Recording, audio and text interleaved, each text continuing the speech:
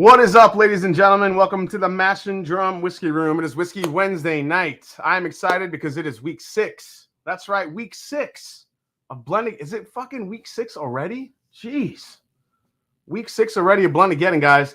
It is. It's happening fast. This will be week 6, and then we only have 3 weeks left. We have 2 rounds of the semifinals before we get to the big final round with Mr. Fred Minnick himself and ADHD Whiskey as the guest judges. Also, a huge fundraiser for St. Jude Children's Hospital for the holidays. So, yeah, welcome in tonight. Like, subscribe, do all the things while you're hanging out here. Really appreciate the support, everybody. Love all of you. Congrats to all the people that have made it through already to the next round. Yeah, and it should be interesting tonight. The last round of week 1. A bunch of you already hanging out. Let's see here. Let's see here. A bunch of people coming in. Hola, get at me, Jason, says Lori Lane. Let's go, St. Jude. Great charity. Yeah, it's going to be awesome. Last year, we raised $22,000. Hoping to beat that mark this year, but we'll see what happens. Cheers to everyone coming in. Let's see. Let me know what you're drinking in the chat. And while you're doing that, you know what that is? Do you remember last week when I blended all the turkeys together and I named it the Turfucking? Well, here it is. I've been letting it sit. I put it in a different glass bottle. I capped it, let it sit for the week, and now this is what we have. I wasn't going to get rid of that blend. So this is, if any of you guys don't remember, this is the Master's Keep Unforgotten, the Single Rickhouse, Russell's 13, and the Wild Turkey 12-year Japanese export, all in one blend. So we're going to see how this came out. The Turfucking. Hope you guys had a lot of good turkey. Let's try it. Cheers. Thanks for hanging out tonight.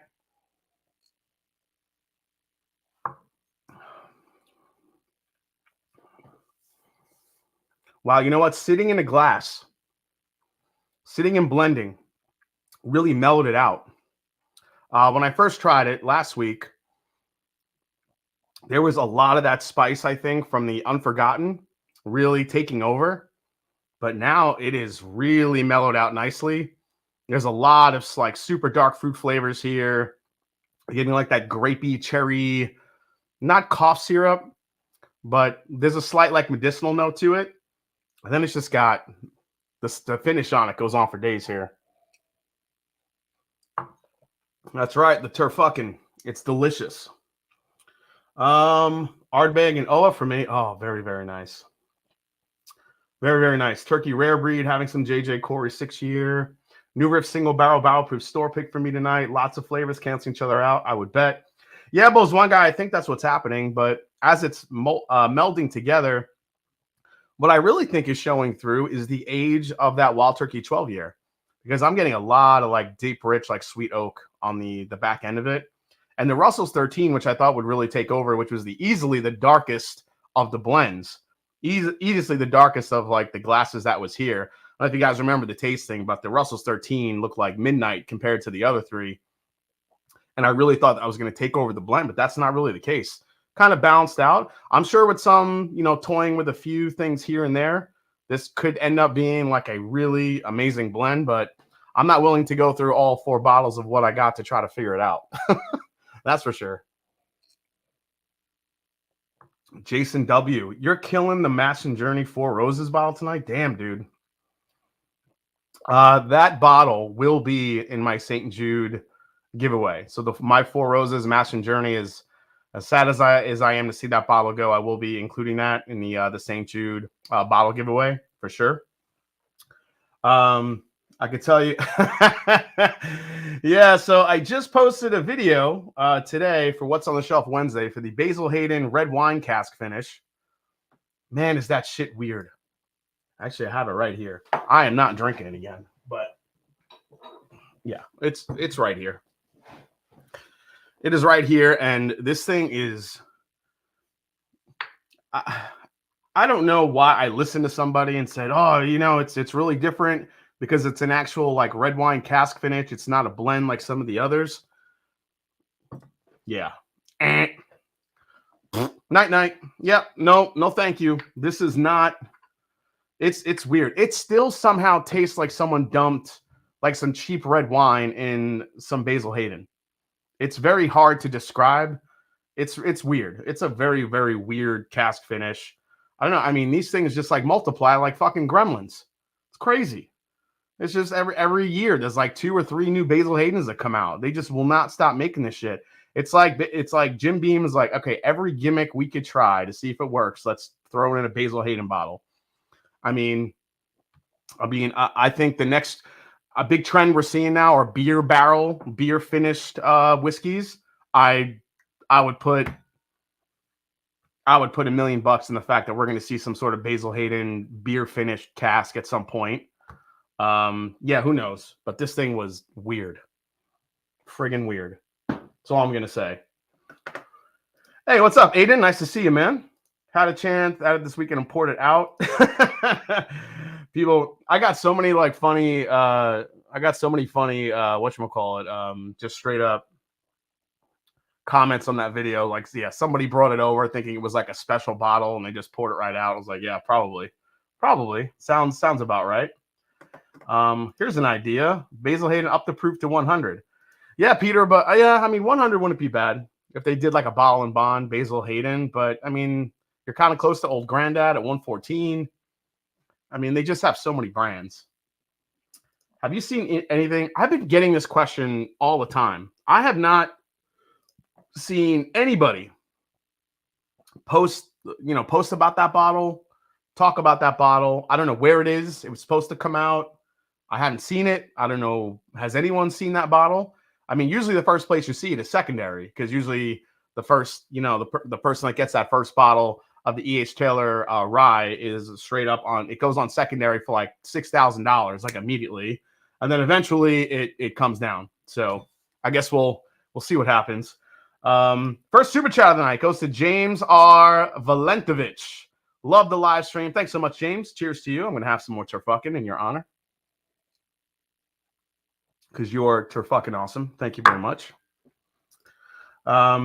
Jason's favorite haters on our bourbon got butthurt against because of his Phoenix review. On our bourbon got butthurt again because of his Phoenix review.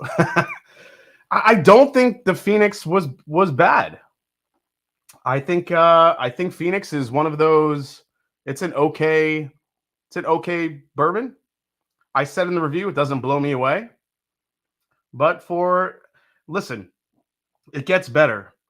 And what kills me that like people that get mad about like reviews, and because those same guys are willing to shell out much more money to get like a bottle of Buffalo Trace, but yet they shit on other bottles because there's a blender in it and they feel like it's too expensive. You're full of shit. You're full of shit, because if you were online and you could get a bottle of Blanton's for like $80, $100, you're fucking buying it.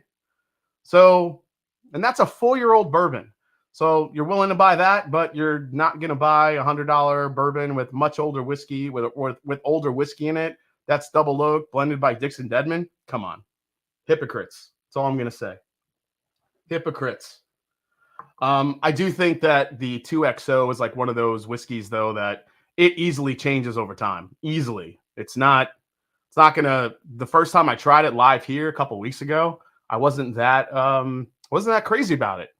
But given some time, some more flavors opened up. It was oaky. It definitely got more like dark fruit forward, which I really liked. But yeah, it's not going to blow you away. And what special release is not $100 these days? Yeah, there's more affordable stuff on the shelf, but who cares? You can't, as much as we want to, go crazy and bash prices, you can't wheel and deal on, bourbon prices. The price is what it is. So I can't say, oh, I'm going to, if it was 60, yeah, I'd buy it, because it's never going to fucking be 60. I mean, what are you going to do? Josh Miller, let's see, $2. I have nothing against 2XO. It doesn't interest me for the money, though, personally. Yeah, and I think with a lot of other like smaller craft whiskeys putting out double oaked variants that are, higher in proof, maybe a little. I mean, we don't really know that's the one thing I wish that they did with the 2XO. I really wish they put an age on it. I think the youngest whiskey in is like 5.5, but I really would like to know like what the other higher age whiskey is in it. If you're gonna ask people to pay $100, you definitely need to put an age statement on it. So, let's see here. Going to drink some Old Forester Barrel Proof Rye in honor of your rye theme live. Yeah, that's right. We're about to get into a bunch of ryes. Where's the Offerman Lager review? Michael, you got to ask Scott from my bourbon journey. He still hasn't shipped me my damn bottle. I should have just bought it here. 2XO is great in my opinion. It's a matter of opinion. You don't agree with my opinion? Fine. But I'm just saying I think it's a pretty nice layered double oak. Like I said, is it going to blow you away? No, but it's pretty good. I did not mind it.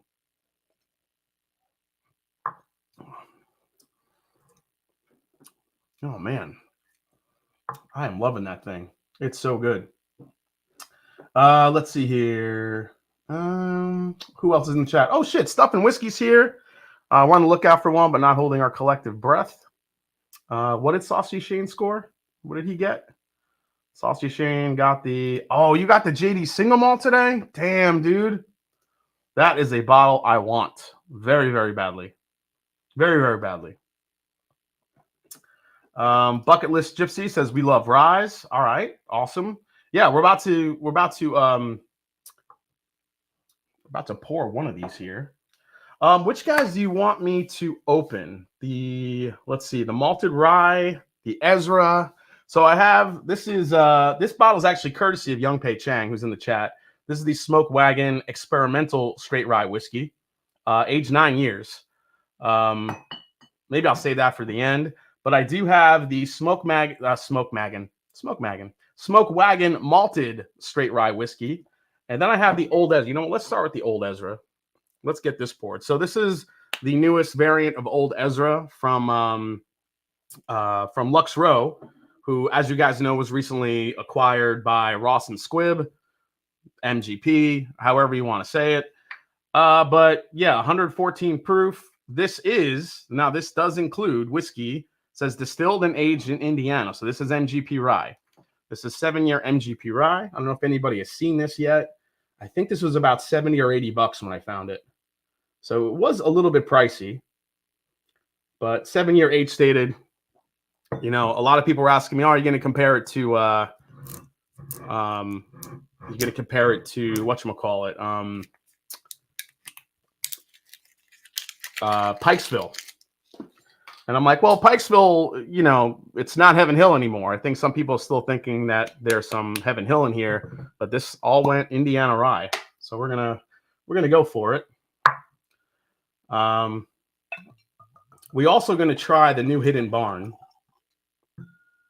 I don't know. We'll see. This is the small batch Series 2 Kentucky Straight Bourbon Whiskey. Now you guys know that first Hidden Barn was friggin' weird. Very crafty. Not a lot of people's favorite. I thought the nose on it was great, but the palate just got real weird. And it got worse over time. But I only got a small sample of it.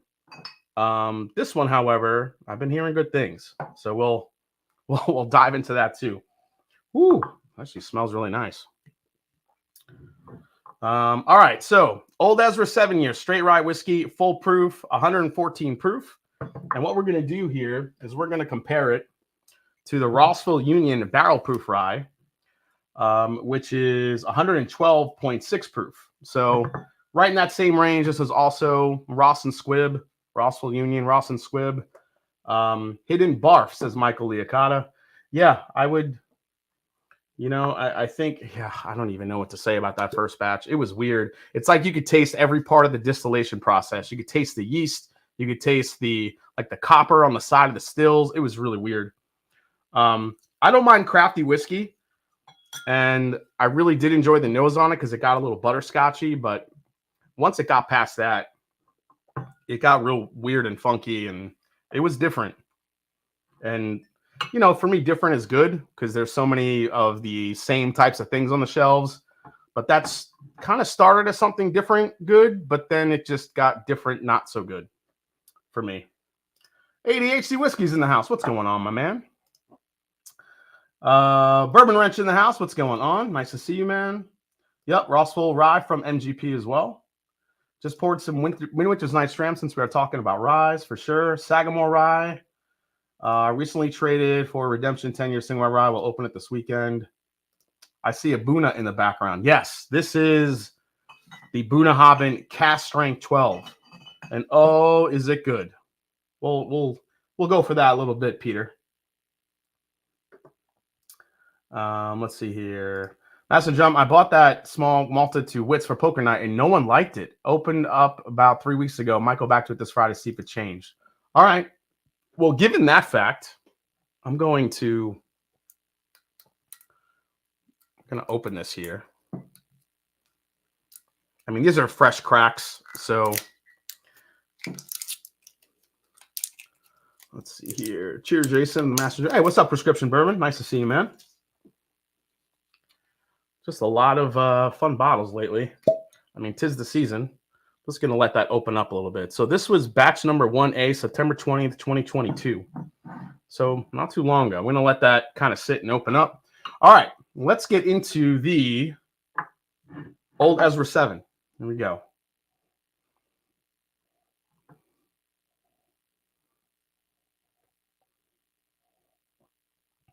It's actually more oaky than I thought it was going to be. I thought this was going to be bright citrus, you know, everything you would expect from MGP, but there's a good amount of oak here.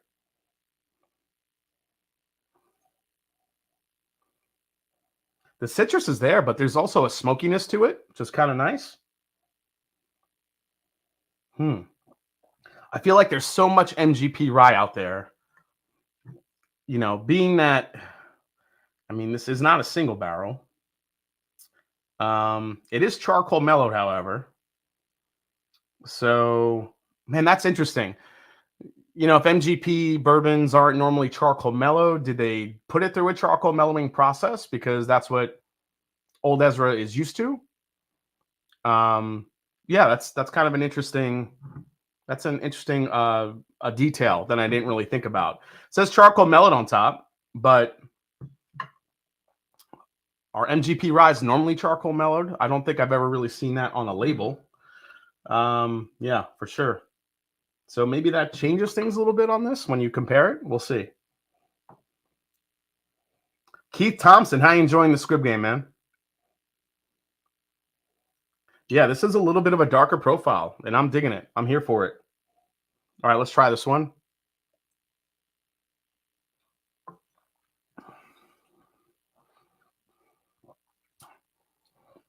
Scratch that. Nose was dark, palate was not. Palate was all bright, citrus, rye bread, spice, black peppercorn, black tea. Very, very savory. Allspice, a little bit of clove too. Man, all that sweetness and richness I was getting on the nose did not translate to the palate, unfortunately, for me.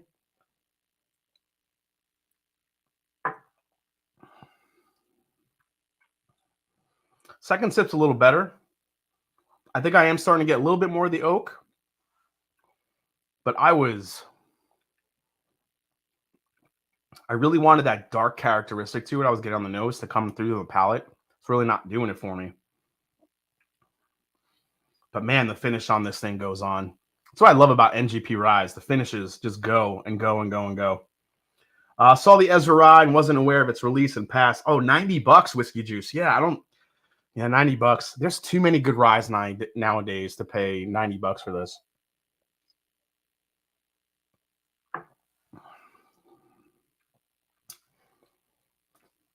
It's a solid rye. I don't think this is miles better than like even Pikesville at 110 proof and 6 years old. And Pikesville you could generally get for 50 to 60. I know it's not considered barrel proof, but the proof is like right up against it. It's 110 proof for Pikesville. This is 114. So you're right there.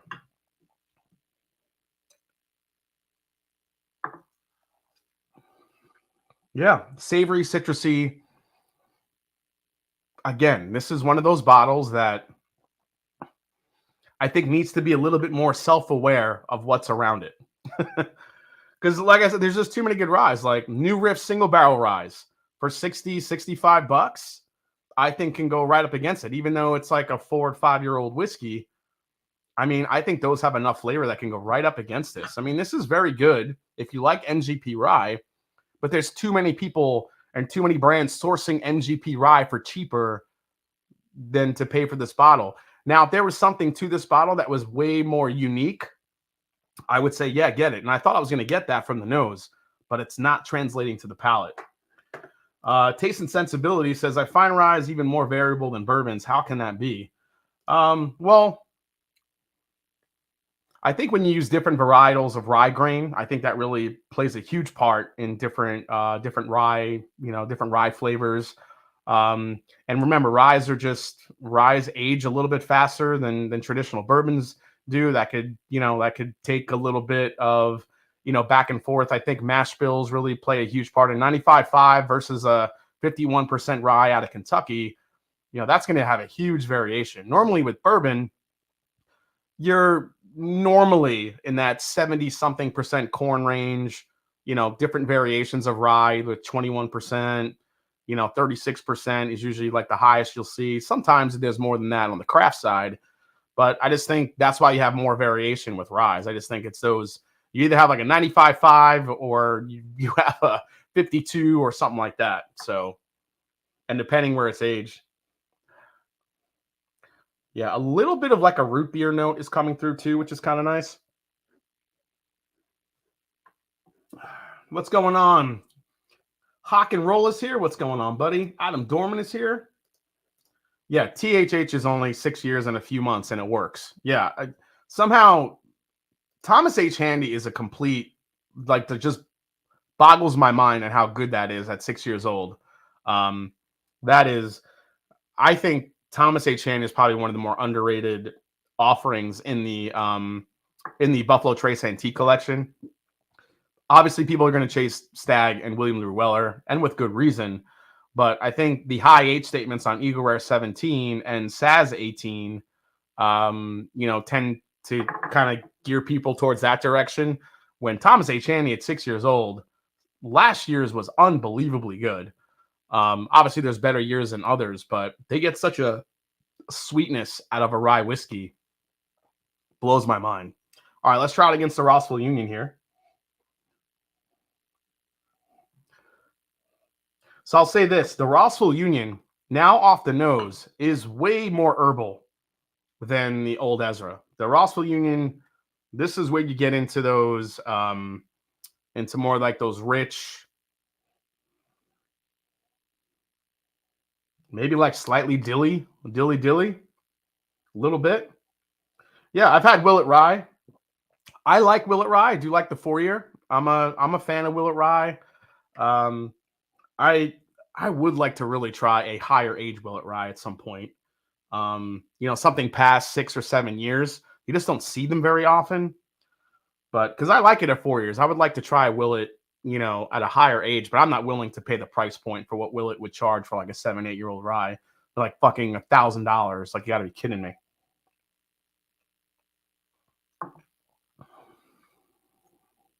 Oh, wow. It's night and day, actually. The old Ezra, now that you taste this versus this is way sweeter when you compare it to this. This gets into a lot of licorice, star anise, the allspice, the orange is there too from the rye grain. But man, it is completely overtaken by all the savory notes. It is black tea, a little bit of dill as well. This is a very, very rye forward rye. So when you compare the two, they're both MGP. Maybe that charcoal mellowing does do something a little bit to it. I don't know.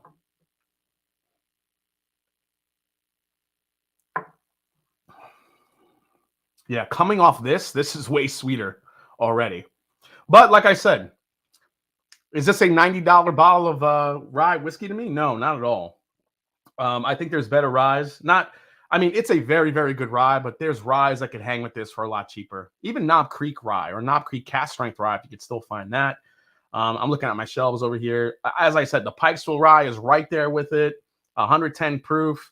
The New Riff, Sagamore cast strength. There's so many damn good ryes that could hang with this for cheaper money. So nice bottle, yes. Good, yes. A little bit overpriced compared to what's on the market. So that's my review for the old Ezra. That's what I'll say about that. Yeah, even the Emerald Giant cast strength from Redwood Empire. That's a good call out too. Shit, even I can't say Peerless because Peerless ryes are a good amount of money. Even the new Bardstown Bourbon Company ryes that are starting to hit the market through other brands those are 95.5s, all aged in Kentucky right there in Bardstown. Those are really good. You can definitely hang with that. So I think for old Ezra to warrant the price point, you got to do something different, make it a more of a unique blend, a blend of different ages. You got to do something with it to, I don't know, to make that stand out more and be worth that price point. Oh my God, yeah, Wilderness Trail, Ian. How can I even forget? Wilderness Trail single barrel is like a $60, $65 bourbon, and that could absolutely, those have such different flavor variations, that could easily take one of those out. So Old Ezra 7, probably a good thing to try at a bar, not so much, buy a bottle. So, or if you're at the distillery, give it a try.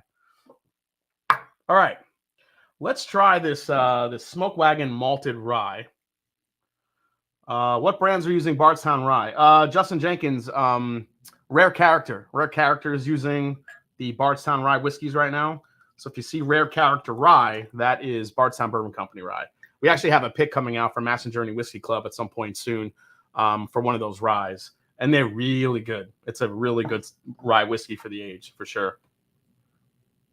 I'm drinking some Sugget More Rye solid bottle for $69.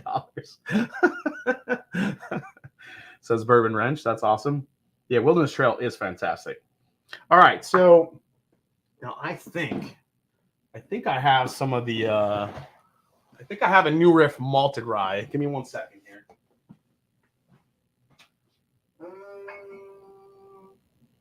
Balboa. Yeah, okay.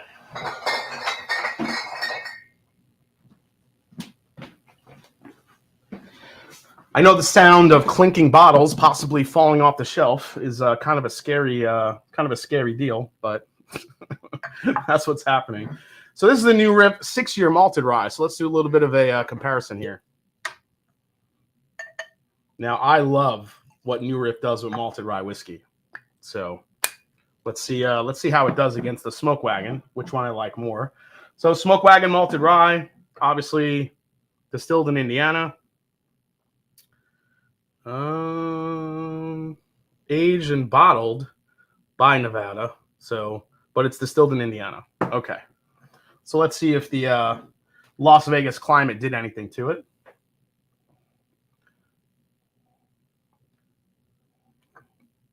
I can't find a replacement for my Mooners. I really like it. Does anyone have any recommendations? Thomas Wilson.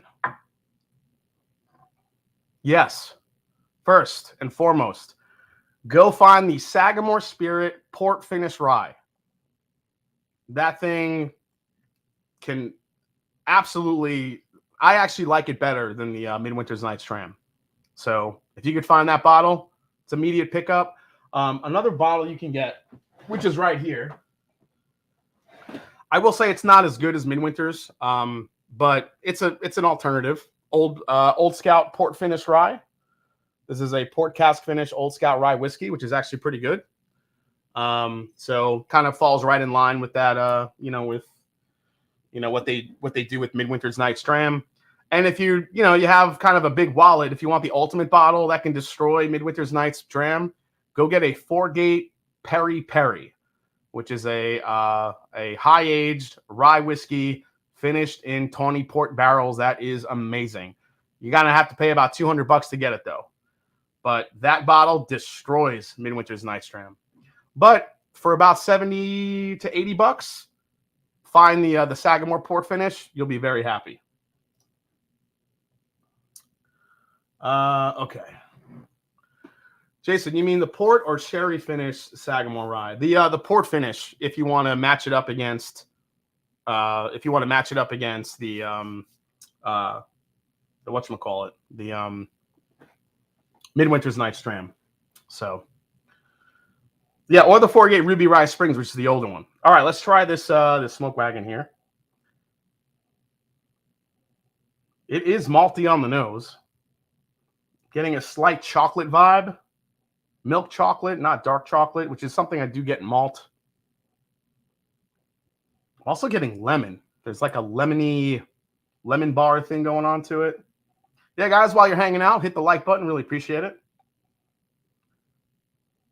Not much on the nose, but it's very malt forward. Let's give it a go. Get some honey too.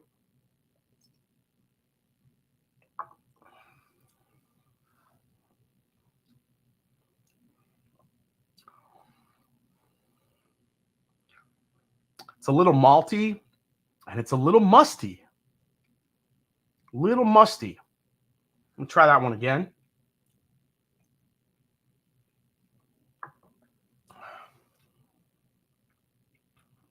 It's a little better. It's okay. I mean, it is a malty rye. I do get a lot of the malt in this. I do get the malted rye aspect. I get the sweetness from the rye grain, you know, from the malting process. It's a little bit darker. You kind of get like this roasty, chocolatey, little bit of an espresso type kick to it. But it's also got a little bit of a mustiness to it. Chattanooga bourbons seem to have a malted flavor. Does that translate to their ryes too? A little bit, Justin. But Chattanooga, what Chattanooga does with their, because they do a high malt. Their whole thing is Tennessee high malt. So you get a lot of the chocolate with the, that's actually using a lot of malt though, and different malts that they use. Whereas this is just a malted rye. So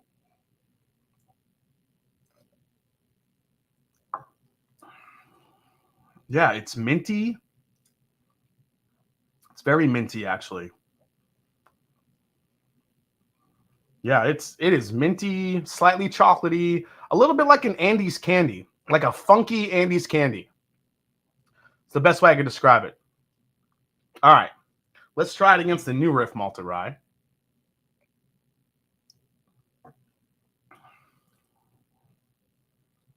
So the New Riff malted rye is less minty, a little bit more. There's like a fruitiness to it on the malted rye for the New Riff that I really like. This is a 6-year-old 100 proof. Yeah, non-chill filtered.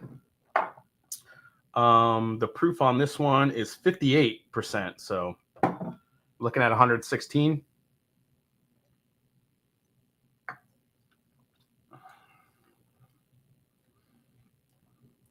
I gotta say, I think I like the New Riff better.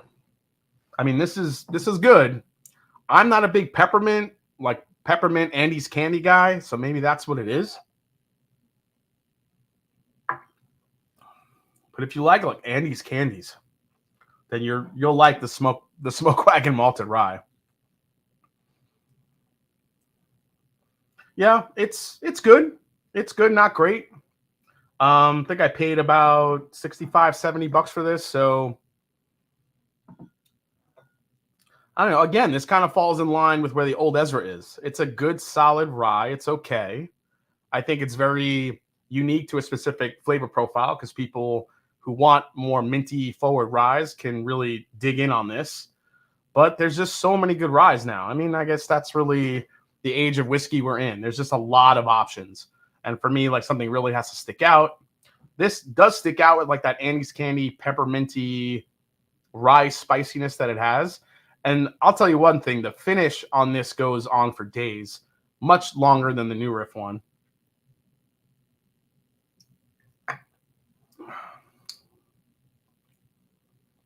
So I tried to compare the Smoke Wagon malted rye against ASW Duality, which is half malted rye and half malted barley, and Duality was so much better. I could see that. I was at Olive Garden back in college. I ate too many Andes chocolates. Yeah, they still do that, man. Sometimes in the wintertime, I might lose my Italian card for this shit, but I don't mind going to Olive Garden at lunch and just doing the soup and salad. Just get a little pasta fazool, little pasta faggiola, little grated cheese on top. Just have endless bowls of that with some salad. Get a little Andes candy at the end. Come on. You know that sounds good right now. On a cold day, it's good shit. That is good shit. All right. So before we get into the last, the week 6 of Blendageddon, I'm going to try. Oh shit! I still have to try the Hidden Barn, don't I? Oh god. Okay, let's do that real quick first, and we'll do some news here because there is some news that hit the news wire. It's actually pretty dark for the Hidden Barn. I hope this doesn't mess up my palette. We'll see. We'll see. All right. Let's go to a little bit of news here. So let's talk about my favorite subject. You guys know my favorite subject. It's Blue Run. And look what they're doing. Look at the beauty. That is Blue Run. 12 days of bourbon. 12 days of bourbon they're releasing. This December, Blue Run Spirits will release a new bourbon daily for nearly 2 weeks. Look at all the pretty butterfly colors. Together, the 12 whiskeys will compose the Blue Run Winter Solstice Collection. The bourbons will be made available one at a time daily per day starting 3 p.m. Eastern Standard Time Thursday. Okay, each bourbon featured in the Blue Run Winter Solstice comes from a base of Blue Run's High Rye Bourbon, which was contract distilled by Blue Run Liquid Advisor Jim Rutledge at Castle and Key. They were then selected by Blue Run Whiskey Director Shaylin Gammon. Each bottling is offered at barrel proof, ranging from 117.2 to 129. Each bottling is priced at $180, while the complete collection is available for $3,000. Purchasing the whole collection costs about $840 more than buying all of the bottles individually. Dropping the extra money to purchase the entire collection, however, guarantees access to all of the bottlings. So starting tomorrow, December 1st, I'm not going to go through all of these. There's 12 different ones. December 1st, Meteor. December 2nd is Light Year. December 3rd is Lunar. December 4th is Solar. December 5th is Infinity. Then you have Interstellar, Supernova, North Star, Gravity, Constellation, Black Hole, and then Cosmic. Now, given that all these are contracted still to Castle and Key, none of these are probably going to be more than 5 years old. But they want you to pay $180 for it because it has a different color fucking butterfly on the front of the bottle. Yeah, no thanks. Oh my God. Yeah, ouch. And I'm telling you guys, starting tomorrow, you're going to see, or probably sometime this week, you're going to see those butterflies on secondary markets, or you're going to see the whole collection on secondary. Somebody charging, $5,000, $6,000 for that whole thing. Fuck that. Jesus Christmas. No, thank you. Just announced no Christmas presents for the Shook Kids. Dan's all over that shit. Dan's going to have all of them. He's going to post pretty pictures about them. Oh, I love Dan. He loves that Blue Run shit. All right. Next up, Blue Run. I almost said it again. The Dalmore. So for you Scotch drinkers out there, it looks like the Dalmore is releasing 2 special variants. These are the annual November tradition with 2 vintage single malts. The Dalmore 2003 vintage and the Dalmore 2007 vintage were created by master whiskey maker Greg Glass and master distiller Richard Peterson. These are 46.9% ABV. The 2003 vintage will sell for a suggested retail price of $418, while the 46.5% 2007 vintage is priced at $180. Now, let's see here. I'm looking, and I don't see... I don't know. These Dalmores for me are real... I know Scotch lovers in the chat, you tell me. I don't know if things have changed with Dalmore, but I've always been under the assumption that Dalmore gets a bad rap because they add coloring to their whiskeys. They're usually a lower proof. They're not that great. It's a very, very marketing heavy brand. You let me know in the chat what you think of it. Man. This story was hilarious. You see the planes there? That's because there was a passenger that attacked a flight attendant for drinking 3/4 of a bottle of cheap scotch. That's right. An intoxicated man pleaded guilty after attacking a flight attendant during a flight on EasyJet plane by grabbing her around the neck. Colin Smith, a 51-year-old man, reportedly purchased 2 duty-free bottles of the famous Grouse Scotch whiskey. It wasn't even a good scotch. and managed to down 3/4 of one of them during his flight from Manchester to Malta. He stood up after the seatbelt sign came on and the stewardess approached him to tell him to be careful. She assumed he was heading to the restroom. After that, he stared at her vacantly before lunging at her and grabbing her neck with both hands until she was able to break free. He was restrained and then arrested once they land. Wow. That is, that's, I have no words for that. That's too much fucking whiskey on a flight, dude. Jesus Christmas. What are you doing? Let's see some of the comments here. EasyJet serves Blue Run. What the hell is Fazola? Dude, you need to visit to New York soon. Fajola. Come on, Burben. You know what I'm talking about. Burben, you don't, come on, man. You're killing me, Smalls. Best Olive Garden comedy bit, Nick DiPaolo talking about how to take his Italian relatives to the Olive Garden for bologna Alfredo. Too funny. I've seen that. Oh, shit. Pretty deer and sucky malt, says Cohen. Okay. When you realize you're 5 minutes behind and comment. Yeah, dude, you're a little far behind. We are coming in for your Italian card. Carmine and Vito. We are coming here. Carmine and Vito will be at your house tomorrow to pick it up. Carmine and Vito, I'm telling you, secretly sit in the corner and fucking eat that pasta. They eat the soup and the salad. I'm telling you. I had the Dalmore 14 recently, and it was fire. It was fine, and it was half the price. Okay. There's a Dalmore. Let's see. They never tell you when it's coming. Fazul. Yeah, that's right. Okay. Some new labels to take a look at. A few new ones that hit the TTB. You guys ready for this one? Already, we're looking at the new Russell's single rickhouse. Why am I excited about this one? Because it is Camp Nelson F. Dude. So a few years ago, when these Camp Nelson F barrels were hitting the, some of the single barrel picks, they were some of the most funky, delicious releases that you can try. Other than this being a Camp Nelson F, matured on 4 and 5, I'm not sure what else is, how many barrels this is, but this is going to be next year's Rickhouse collection. I'm sure we're going to be looking at a price of $250 from Wild Turkey for that one. But that is one I would like to try just because I'm a huge fan of Camp Nelson F. However, I probably have some Camp Nelson F bottles bunkered that probably be just as good or as close to that.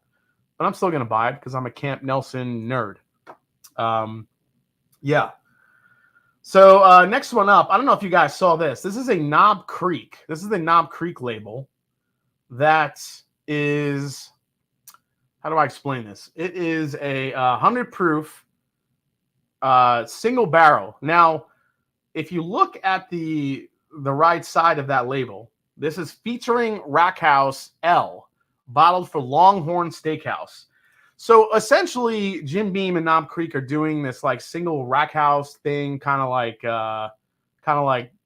Turkey is doing, like we just saw, which I thought was pretty funny. But apparently, Longhorn Steakhouse and Jim Beam with Knob Creek have a long-standing history of picking different barrels. This, I think, is just kind of an evolution of that, which ends up being this like single Rackhouse. It's like a yellow and black label. It's interesting marketing. I think it's kind of an evolution of what they've been doing just with single barrels. It'll be interesting to see if this happens for other picks in the future. But yeah, Knob Creek, 100 proof, Longhorn Steakhouse, Rackhouse L, which they're probably going to charge you like $50 a pour for that at Longhorn Steakhouse. I'm just saying. And lastly, the latest Old Forester birthday bourbon has been revealed. The 2023 label. It is a 12-year-old, another 12-year-old birthday bourbon coming through from Old Forester. The whiskey is distilled by us only. We are responsible for its richness and fine quality. I love that on the back of the bottle. Here's the color of the neck tag because everybody cares about what color that tag is. Looks like it's going to be this purpley magenta type color. The front of it looks like 96 proof. Now, I don't know if that's going to actually be the proof, but 96 proof looks to be what it's going to be. If you guys saw my review, I did not like the review for, I did not like the birthday bourbon this year. Thought it was highly flat and soft. and just not what I would expect for a bottle with that sort of cachet and history and chase and want. That thing needs to be a beast every year, and this year's was just really not great at all. So, all right, let's get into this hidden barn. I do have some information on it. Let's see here. Where did that go? All right, so this is the hidden barn. Now this is different. It's a high rye mash bill on this. So this was a blend of 10 barrels blended by Jackie Zykin, whose title in the brand is Master Blender. The bourbon launches tomorrow at a suggested retail price of $75. Pot still production and a high rye mash bill. The barrels were distilled at MB Roland in Pembroke, Kentucky. So this is MB Roland. The whiskey is double pot distilled and aged in wood-fired Kelvin Cooperage American white oak barrels. After maturing for 5 to 6 years, the whiskey is bottled at 112 proof. 60% corn, 35% rye, 5% malted barley. Okay. Batch number 5 is available, plus a limited edition release finished in Madeira casks as well. So that is what's happening with this hidden barn. So mine is 112 proof. See how it is.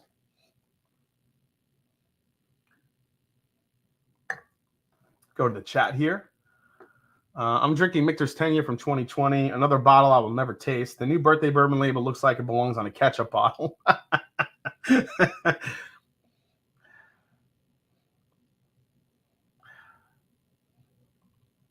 So it is grain forward still, kind of to be true to what I've already tasted from Hidden Barn.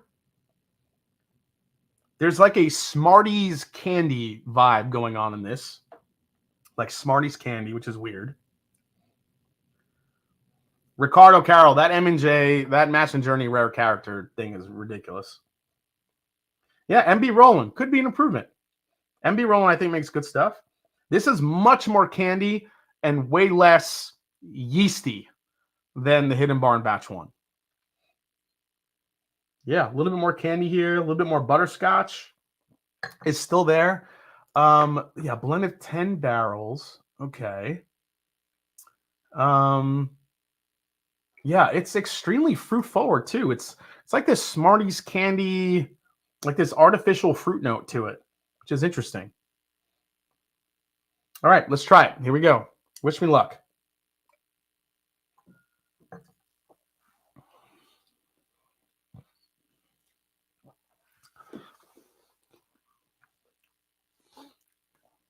Okay.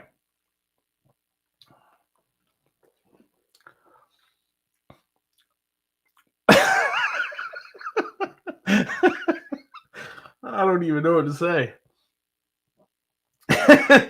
It's better than Batch 1. It's better than the original Hidden Barn. I'll say that. But with that said, man, this is...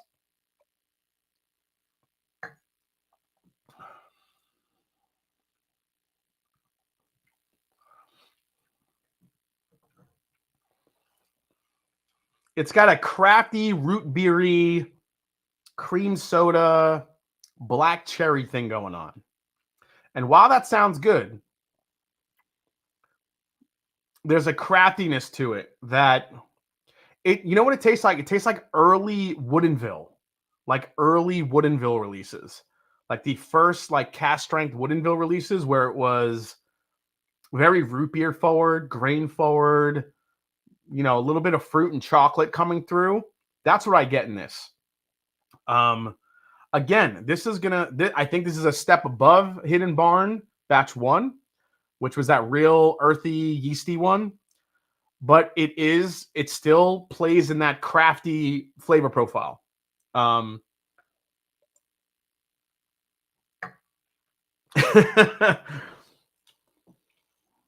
it's crafty. It is a step up. I think there's more layers of flavor here that people will like. However, again, it's if you don't like some of those grain forward, craft driven notes that you get. A little bit of a youthful characteristic to it. And this is 5 to 6 years old. It's not that not super young. But I think the fruit and the chocolate that's kind of evolving on the palate is definitely way more of a step up than Hidden Barn Batch 1. But man, would I pay what the hell was the price on this? $75. You're looking at like 80 something with tax. Yeah, no. Jackie, I love you, but this is not an $80. I can't do it. Like, if I wanted this profile, I can easily buy a Woodinville cast strength pick for like maybe 50 or 60-ish bucks. Because that's what it reminds me of. Some of those dark, rich Woodinville picks. It's a step up. It's going in the right direction, but I would really like to see Jackie. You know, I think this is what she wants to do. I mean, she's working with different liquid streams and trying to put them together to make something unique. And while this is better than the first one, it's just not unique enough for me. The more I go to it, the more chocolatey it gets, which some people might like. That's the best way I could say it. I just think like this goes towards an ASW. So William Wiley brought up ASW earlier. There's a smokiness to it, a chocolate forwardness, root beer. And I feel like there's other bottles that you can get that kind of taste close to this. But it is wildly different than Hidden Barn Batch 1. That's all I could say here. Yeah, liquid streams. Why did I say liquid streams? Who uses that vernacular? There's been press releases that I've read that say liquid stream. Oh, it's Jim Beam. When Jim Beam talks about Little Book, they say liquid streams. And I always thought that was a funny thing to say. And here I am using it. Shit. Yeah, liquid streams. The more you drink, the better it gets. It's just like the chocolate and that fruit forwardness comes through. But I just feel like I've had that profile before a little bit. I don't understand the comparison to Woodinville, which is great, but this is not great. I said early Woodinville, not present Woodinville. I think present Woodinville is better than that. I said early Woodinville, which had more of a crafty type of vibe to it. So you have to you got to separate the two, because I think Woodinville now is far ahead of what it was when it first hit the market.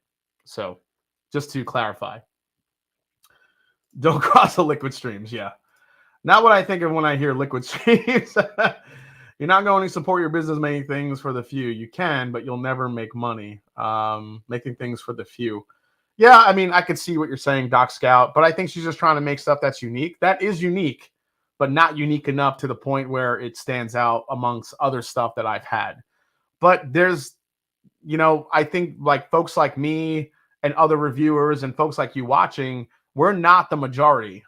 We're not the folks that try different whiskeys whenever we can, wherever we can, and are willing to explore.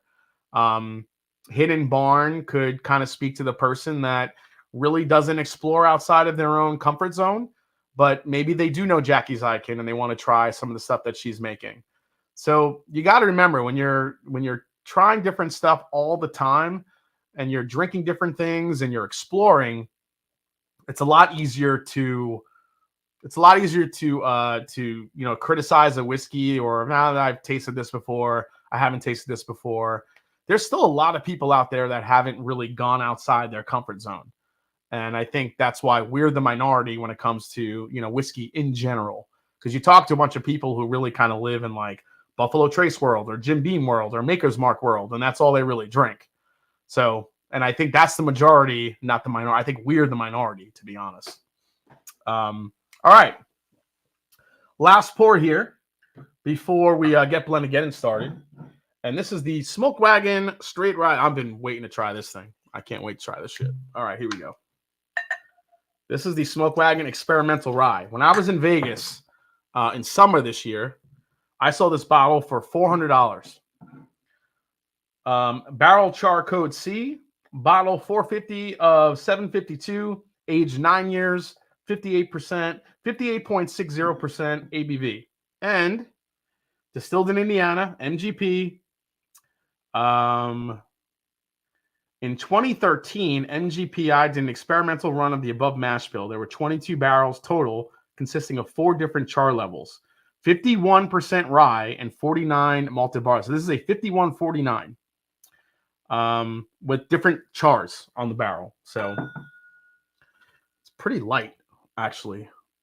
It's got some color to it.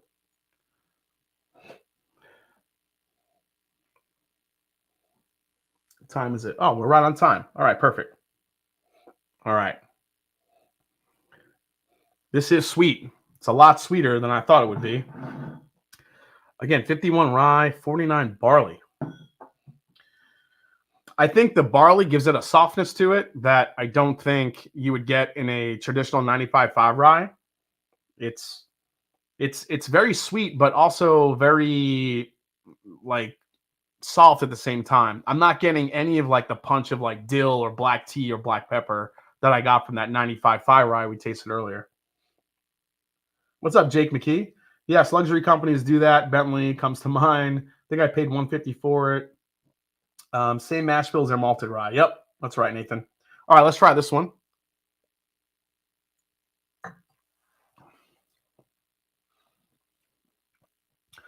Okay, yeah, this is another level of rye. This is a delicious rye. Wow. This brings you to, it almost has like a Worcestershire sauce thing going on. It is very savory, clovey, yet there's like a rich caramel note to it, like a dark caramel richness to it. Man.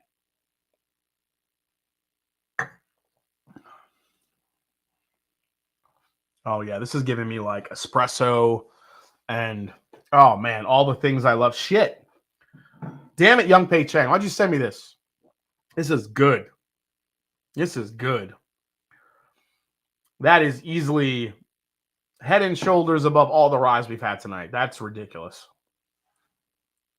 Yeah, this is ridiculous. Young Pei Chang says, I got that Worcestershire clove bit too. Yeah, totally.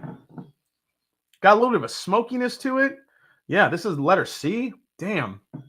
The char F is amazing, says Jennifer Moore. Okay. E was nuts, says Chateau Villa. Okay, so there's different chars here. Paul P says, going to Nashville Barrel Company this Sunday for my wife's birthday. Looking forward to that. Probably hit Southern Collective while we're up there. Yeah, I mean, Nashville Barrel Company. I think Scott and I for the Master Journey Whiskey Club are going to be doing another Nashville Barrel Company pick. We got new samples, new ages. It's going to be pretty epic.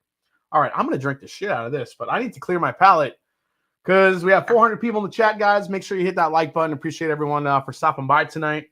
Hope you enjoyed all the news, all the tastings. Yeah, we've got a lot going on, including week 6 of Blendageddon. It's time to welcome in our guest judge, our secret guest judge. Who is it going to be? I'm going to get things set up, and you guys can watch tonight's trailer for Blendageddon week number 6. This is week 6. It's crazy. It's the final bracket where the last 2 participants will make it to the Sexy 6. These are blends 26 to 30. That's right, the last 5 blends we have that were submitted by you to see who becomes Blendageddon champion in 2022.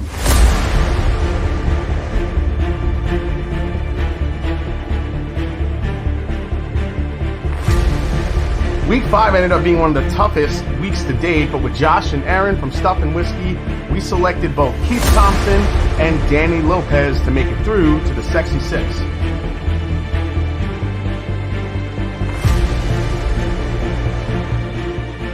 So who do we have in week 6, guys? It is AW Storytime Distilling in the mix tonight. Darren Clary, Eric Sawyer, and my man Wise Guy Whiskey Guy.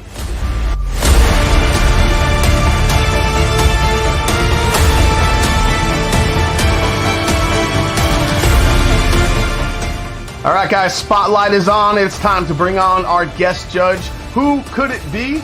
Let's find out.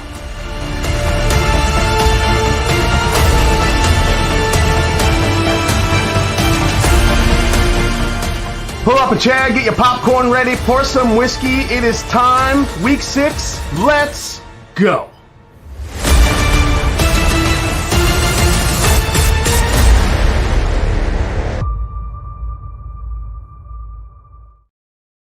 Ladies and gentlemen, let's welcome in our guest judge tonight, the man, the myth, the legend, my brother from another mother, my fellow drumming buddy.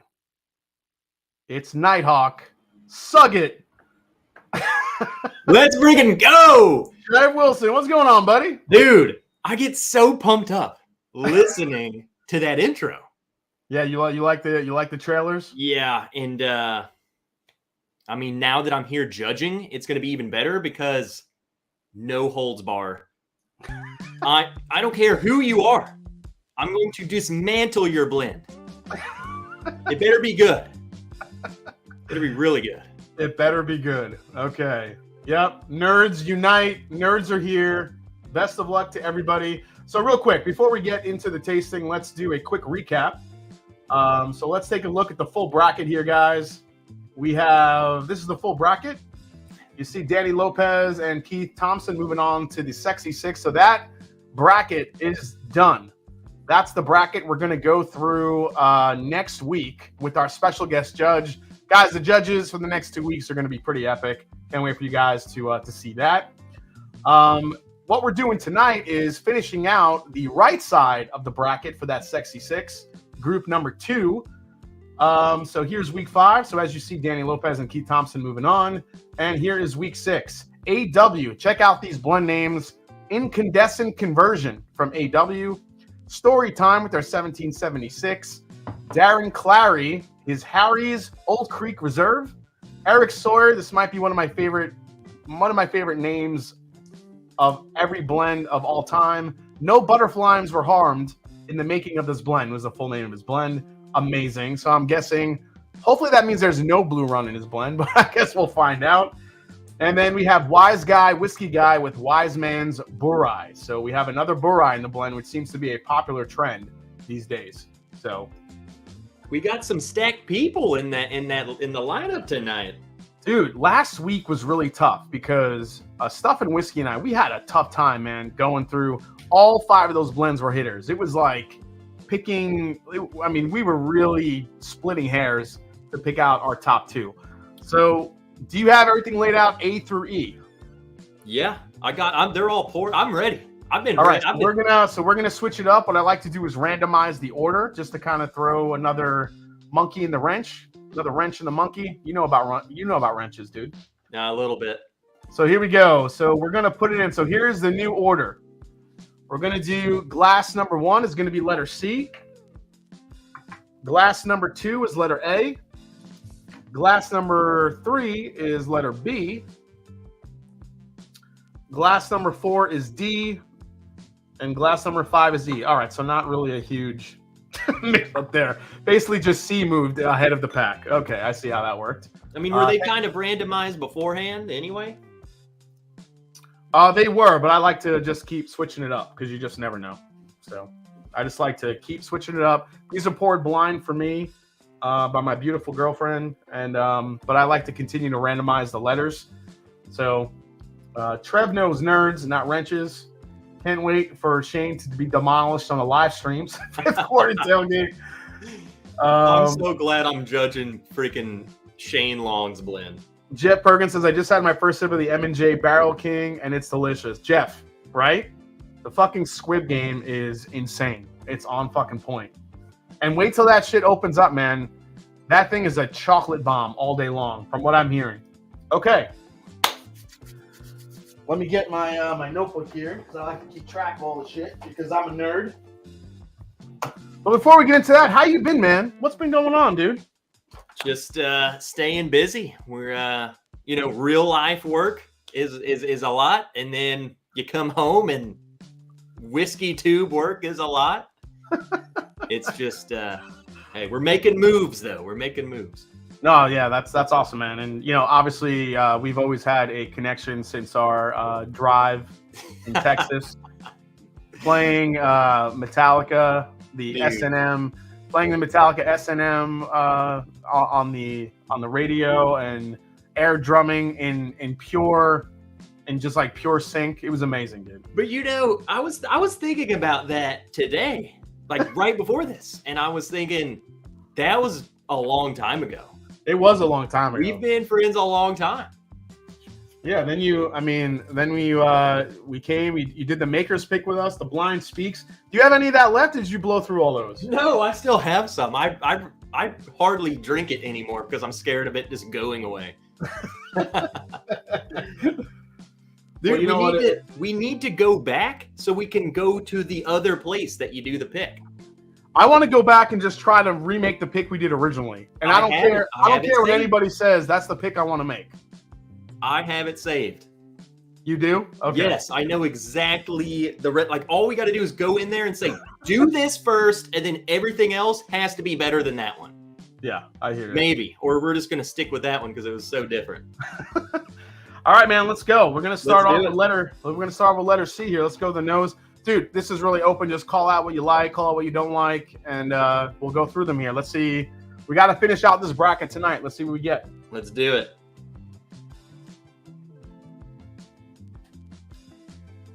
Man, I've been drinking rye. You got me on this rye kick? Yeah. I got you on the rye kick? Well, no, I just meant like before this, I've been sitting backstage for the past 30 minutes drinking rye. Wow, this is actually a little bit rye forward to me coming off of the ryes I was just drinking. I don't know if it's just because of what I was drinking earlier, but I'm getting some rye on the nose here. I was thinking that, or it's either like, is there some sort of fruitiness? Like a cherry note. Almost Buffalo Trace-esque. Like Swedish fish, cherry candy type thing? Yeah, I could see that. Yeah, this has some proof to it too. It's singeing the nostrils. I was going to say that, but I don't know, what I've been drinking has been high proof. Maybe this is just ethanol-y. Have you noticed with the blends you've been doing, a lot of time when I blend, it's always like super ethanol forward, and I don't know if that's just the fact that it's a blend, or I don't. Well, how fast are you trying the blend after you blend it? Now that's a good question. Usually is immediately. Yeah, you can't do that. You need so when alcohol. So a little bit of a science thing here. So when you blend different, and I learned this from Nancy Fraley. When she was on the channel and we were blending stuff together, she had said when you have two different barrels with different alcohol contents and they hit each other, it does take some time for that alcohol to subdue and get overlayered by just the flavors of the whiskey in general. So you got to let that blend sit for a few days, if not a week, before that stuff mellows out and becomes kind of a more of a layered blend. Now, if the alcohol punch is still there after like a few days, then you have to start, doing different proportions. So. Well, that's a reason why I'm not in the winners bracket here. This is nice. I mean, this is very rye forward. But yeah. I'm getting a lot of rye on this, but like good rye, like high age. It's sweet. It's, man, that is. No, I know no one would put Buffalo Trace in a blend for Jason. I was just saying it had that sort of like a sweet candy note to me. There's been some Buffalo Trace in some of these blends, but we had a Stag Junior. We had a blend, I forgot which one it was, that had a lot of Stag Junior in it, and it was delicious. I feel like the more I let it, like the more I'm going back, it's getting like maybe that was just an initial nose shock, because I'm getting a lot more of a like more oakiness going on in the background. So listen, everyone thinks I hate Buffalo Trace. I may hate the Buffalo Trace like marketing tactics and them holding back bottles and all that bullshit and the desire around everyone has to fucking jerk off and buy everything Buffalo Trace because it's rare and it's the greatest thing in the world. That's what I don't like about Buffalo Trace. But when it comes to some of their bourbons, you give me Stag Junior, you give me the Colonel Taylor Barrel Proof, Eagle Rare 10, and you give me some of the BTAC variants, and I'm happy. I'm not going to sit there and chase Blanton's, Elmer T. Lee, Rock Hill Farms, and all the other bullshit variants they put out that people chase. There are some real standouts that they put out that I think are great values, but most of the shit like Weller and all that bullshit, like, you can keep it. Yeah. I actually walked past a Blanton's the other day. I was so proud of myself. Did you really? Yeah, there was a little like a thing behind the counter, and it said like, how many points do you have? So it was like if you shop there regularly, you could get one. Yeah. And I was like, I have so many points, I could probably buy that whole shelf, and I'm not even gonna get one. So I just walked away. That just makes me love you more. I'm just saying. I don't know. It was a big step because I was. All right, let's try this because this is smelling really good. Cheers, man. Say, are we trying them whenever we? Oh yeah, we're drinking them. We're drinking them right now, man. Cheers, buddy.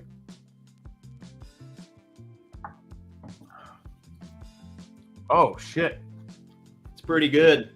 It reminds me of some sort of Heaven Hill. You're getting Heaven Hill. See, I'm getting like Thomas H. Handy, Kentucky Owl vibes on that. Really? Like RYE'S, like sweet rye. Damn. C. Letter C. That is a nice, sweet. It's a really nice blend, whatever that is. I'm getting like rye. I'm getting strong sweet notes from like bourbon. I'm getting. That's a nice blend. I mean, I don't know if that's like a high rye bourbon or if it's like a blend of like high age ryes or a little bit of both, but that's a nice blend. I can't wait for me to be completely wrong, but it doesn't even matter. It's kind of I don't know. I was getting Heaven Hill vibe. Regardless, though, I really like it, so it doesn't even matter. Oh yeah, Colonel Taylor Bottle and Bond 100 proof at retail, $40-$50 all day. But I'm not paying 100, 120 for that bottle for sure. Damn. There's just something in there that's, I feel like, is darker in terms of like oak or something that I am not used to getting on a rye. If there's rye in here, but I think there is. There's very strong rye notes in here. I would be willing to bet the farm that there's a lot of rye in that blend. That's nice, man. That's a good way to start it off. The back of the palate, I definitely pick up the rye-ness, the green. For sure. I don't even know how I'm going to rank this other than my super simplified scale of I like that, and do you give it one drumstick? You give it one drumstick or 5 drumsticks? All right, we're going right in the middle. That's 2.5 drumsticks. Let's use the drumstick scale. We'll do 2.5 drumsticks for that one to start off, and then we could adjust it as we go along. Yeah, but that's the baseline. So the next one is either going to be better or worse than that. All right, let's go to number. This is letter A here. Let's see what we get. Little softer. Little softer for sure. A little sweeter too. I'm not getting the ethanol or the spice I was getting on the first one. Oh shit, so 21090's in the house. 21090. You guys sent me down a rabbit hole last night listening to that freaking I was at work today. I was listening to 80s fucking power ballads all day long.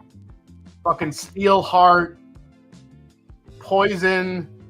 I was all down that rabbit hole today after listening to that. This is not power metal at all, but you hear the new Metallica song? Yeah, we were talking about that last night. I feel like it's power metal trying to be power metal. The new Metallica song. You already know what I want to say about Lars. Yeah, Lars's drumming skills in that song were not the best. There was some speed there, but nothing that I was impressed with. Big Vic's Backyard Bargain, thank you for the super chat. Jason, I got a horsey top for you, bro. Hey. You know what, Big Vic? You can take that shit on one of your trucking trips and fucking keep that shit.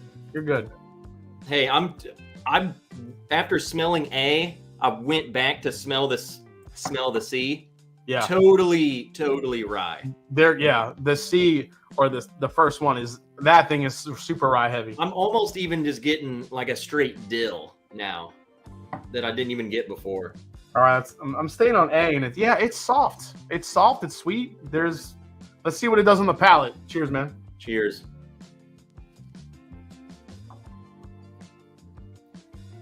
It's soft on the palate too. Almost like a cereal note or something. Like a graham cracker.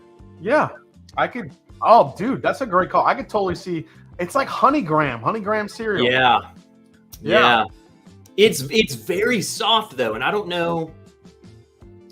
I'm getting something that's punchy, like something that would be, and I don't know, maybe that's the ethanol that's making me think that it's higher proof. But then when you drink it, it's not at all. It's not. I mean, it could be a high proof blend, but it's not coming off that way. But I can't get that cereal note off my head now. Do you think like certain blends could just make those? They could, I don't know what to call it. Just flatten each other out. Like you could take two high proof things and it kind of just. Now, the interesting thing about these blends, if they have sat the longest now, it's been 6 weeks and probably longer since these were blended before they got to my house, and now we're pouring them. So these have had the longest time to mingle. So what we're describing, if the blenders are watching right now and we're describing possibly their blend, that might not be what they tasted when they blended it, because it's been mingling for over a month now. So they could have changed dramatically. And that's kind of the key to Blendageddon, to be honest.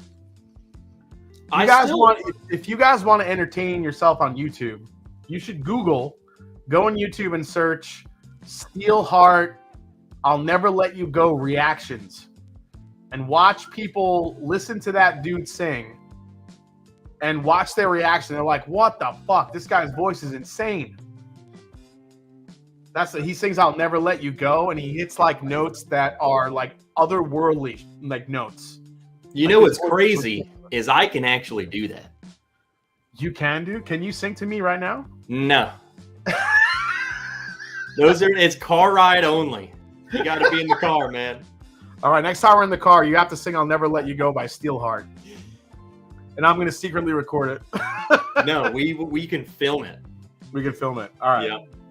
I like that.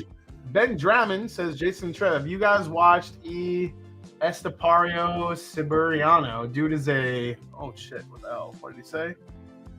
Dude is a wicked fast drummer. Just started watching his shorts this week. Yes. Actually, Dusty Dan introduced me to that dude. Who is that? His drumming is insane. I'm gonna have to just pull this guy up and have it saved. Yeah, dude, he plays fucking Dream Theater with like one hand. He's insane. I don't know how he's not like in a band making millions of dollars. All right, I have him pulled up, so whenever this ends, I'm gonna watch it. Yeah. It better All right, be good. Let's go to number 3 here, which is actually letter B. B. Oh, the nose on B. What did you think of A, like compared to C? I guess I still like the first one better. I think B it's a little bit too soft for me, or I should say A. A is just a little bit coming off a little bit too soft. I would agree. This one's like a melted caramel bomb. Yeah, this one is melted caramel toffee, like Werther's candy in a glass. This is this right Maker's Mark? This this is right in my wheel. Well, the problem is like if this bourbon gets to the next, or if this blend gets to the next round, we're not going to know what the blend is quite yet, but we'll see. Oh, so we're literally just picking like this bottle goes forward. Thanks. Yes. Yep. Heck yeah. But the three that don't make it, we will find out what's in the blend tonight. So again, it has a punchy thing on the nose though, like higher proof. Oh my gosh. This is super. This gives you like dusty turkey vibes. Oh my gosh. Yeah. It's just so thick. It's so thick and buttery. We haven't even tasted it yet. I'm trying it. Cheers, man.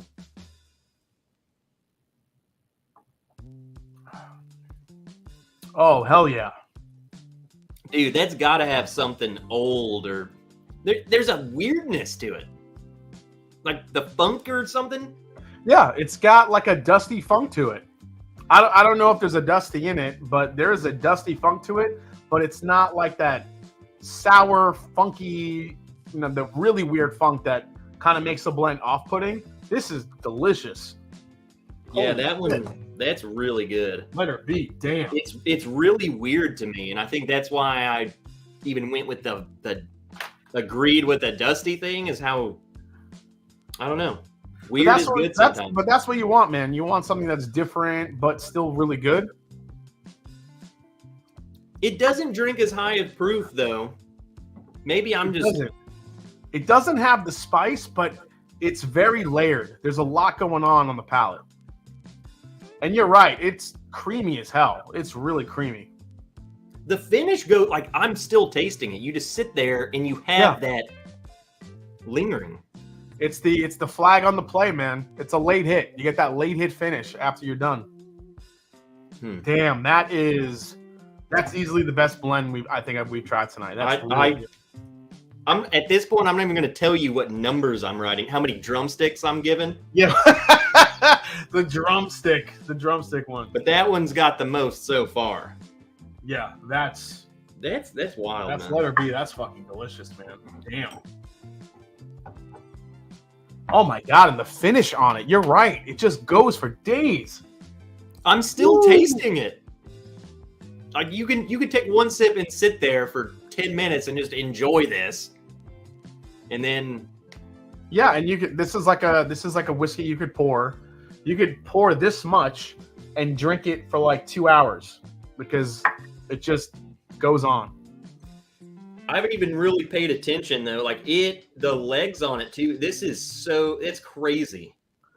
Oh man, dude, Bourbon Wrench, we made it. The porn bots are here. Oh heck yeah. I've tried to click those. It really didn't do anything. The wrenches are so good at their job, they don't let us click on it. They just delete them. But yeah, we gotta give it up for the wrenches, everybody. Taking out the porn sites. That's when you know you. So 21090 last night. A big congrats to Todd and Andy. They hit 5,000 subs last night. So congrats to you guys. As it was hilarious. They hit 5,000 subs, and then not a half hour later, they started getting the porn sites in their chat. The porn bots attacked, and I was like, "That's when you know when you get 5,000 subs. Here come the porn bots." You know, the bots are so great. Like, does anyone read that and say, "Man, I gotta click that"? It's the best adult dating site. Click here. Best adult dating site. I'm in. Yeah, that's right. 21090. You have arrived. Big Vic wants a wrench. I'll give you a wrench, Big Vic. Where's Vic here? All right, Vic. You should be wrenched. You have been knighted. Congrats. The links just want your social security. Trust me. I've already clicked it. Nobody clicked that. I've already done it. Yes, ADHD whiskey, the fembots with the machine gun boobies. That's right. All right, let's go to letter D. Oh man, letter D is right in line with C, which we just B, which we just had. I was going to say that it's close. I think D. Is this the same person? I think D is a little bit more proof to it, though. I was going to say there's a little more vanilla forward note or something like. You know it, Bubble Bath Bird. 2 drummers, 1 stick. That's right, buddy. Don't hate. Click the link that we're about to drop, and right. You're going to be scarred, but it's what happened. Yep, that's right. That's right. Visit our Tinder profile. 2 sticks and 1 bum.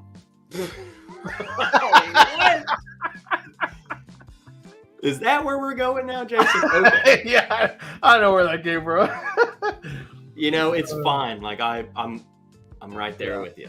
Hey, Jason, what bottles have that long finish like the sample B? Oh man. Yeah, long. Usually, I mean, for me, I think it depends on the high proofers. I think it depends on the rye spice to it. There are some high proof bourbons that I've had that don't have a long finish either.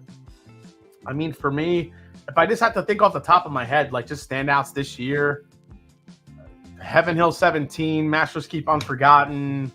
That New Riff Sherry Cask Rye had a really long, sweet finish. Stag Juniors usually have a big long finish as well.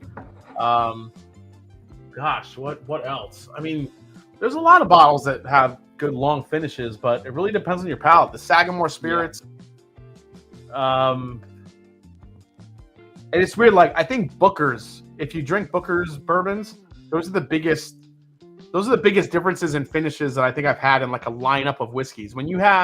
If you've tried Booker's like throughout the years, some of them drink really easy for the proof, and then some of them give you that long extended finish.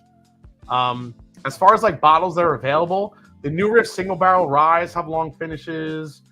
The Elijah Craig Barrel Proofs have long finishes. I think sometimes you can get into like the Rebel, the Ezra, some of the bottled bonds. I mean, there's a lot, but there's a long finish, and then there's a long finish that's interesting and that evolves and just kind of stays on your palate. There's a lot. Yeah, Jacob's Well. Oh my God, that thing has a long, crazy finish. That's a really good whiskey. Jacob's Well.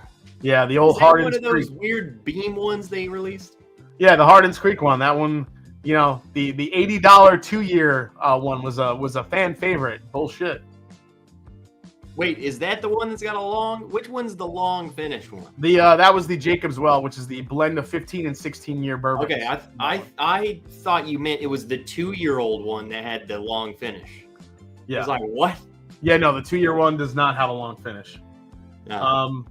Poor guys. Yeah, Paul, if there's anything that I could say about any pick that I do, that me and Scott do, it's going to have a long finish, because that's what we look for. We don't want any of this super sweet, it goes away fast bullshit. If you want that, drink Buffalo Trace. After I said I gotta stop giving Buffalo Trace shit. I don't know, dude. I think you're a hater.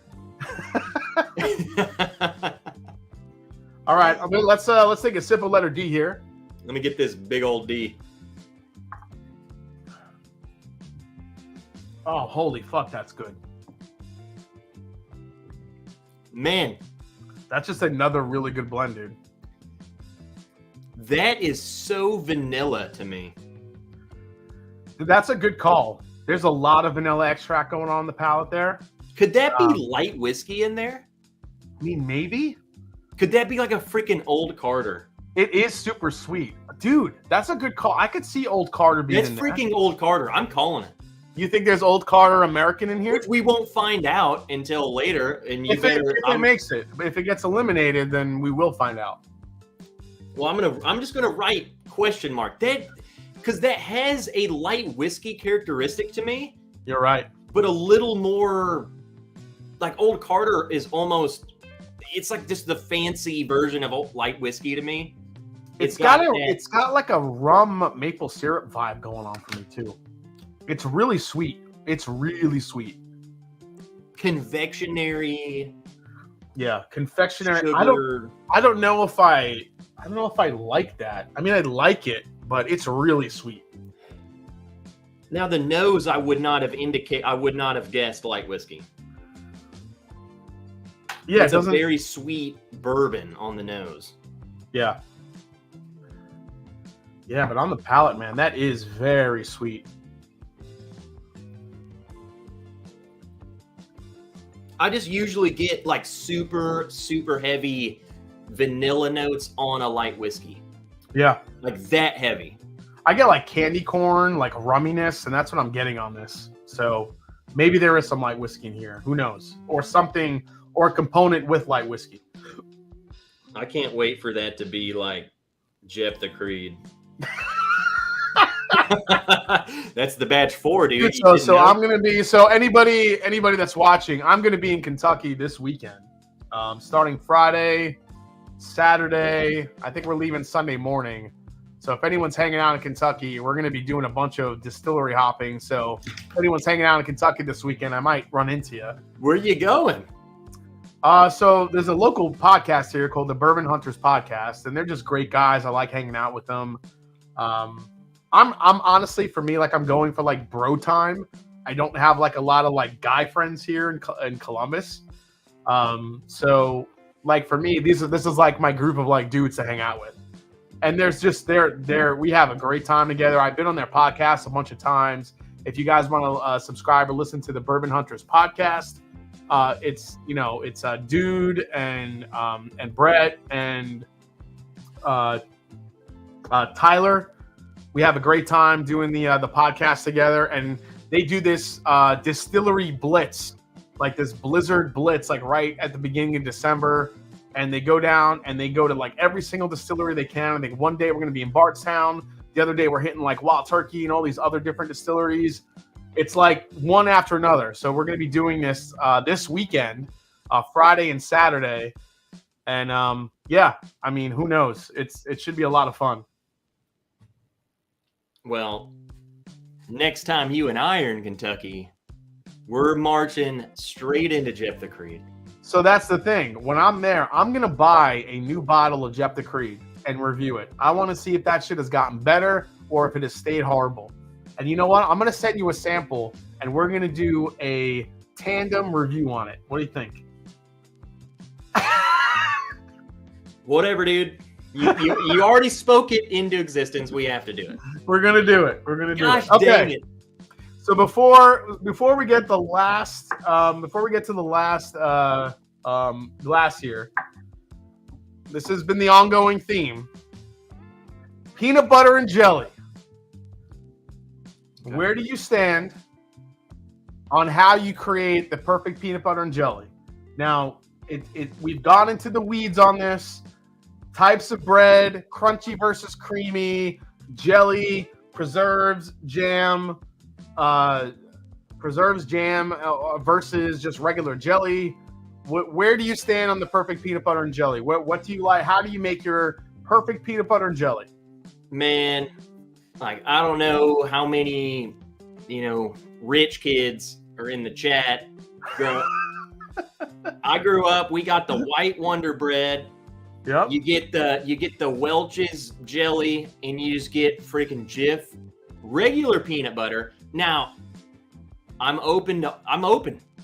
You give me the crunchy peanut butter, I'm cool. I get the regular peanut butter. You get your cheapo Wonder Bread. Slather on some peanut butter, little bit of jelly, and there you go. Like, so are you more peanut butter than jelly? Or do you like to do like an even spread of both? I would say a 55-45. Of what? So peanut butter. What gets 55? Peanut butter? Slightly more peanut butter than jelly, but ever so slight. Because if you get too much jelly, then it's a big old glob of mess in your mouth. And if it's too much peanut butter, then it's a different kind of glob in your mouth. Yeah. Come on. Totally agree. I agree. So I'm a crunchy peanut butter guy, but I also like to toast my bread, which has been kind of a controversial, sentiment in the chat. Like, we're like, don't toast that shit. But I feel like if you toast it, there's less chance of the jelly soaking through the bread and like making it all. But I mean, so Josh brought up a good point. Like, if you're making it real quick and then you're just eating it right away, then yeah, it doesn't really matter if you toast the bread. But I remember like growing up and my grandma making me like peanut butter and jelly sandwiches. And by the time I got to lunch, the jelly like soaked through the white bread and it was all like damp. Oh yeah, yeah. You know what I'm talking about? It's got a big old stain where the jelly's like. Yeah, like you could like my bread turned fucking purple. Like, what the hell? That's not like what's happening. So what I do now is I'm going to have like peanut butter and jelly for lunch and I make it ahead of time. I put peanut butter on both sides. Okay. And I put the jelly in the middle so the jelly does not penetrate the other side of the bread. You are a genius.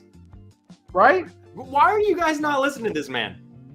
But I do like crunchy because I like texture. I like to feel the crunch of the peanut butter.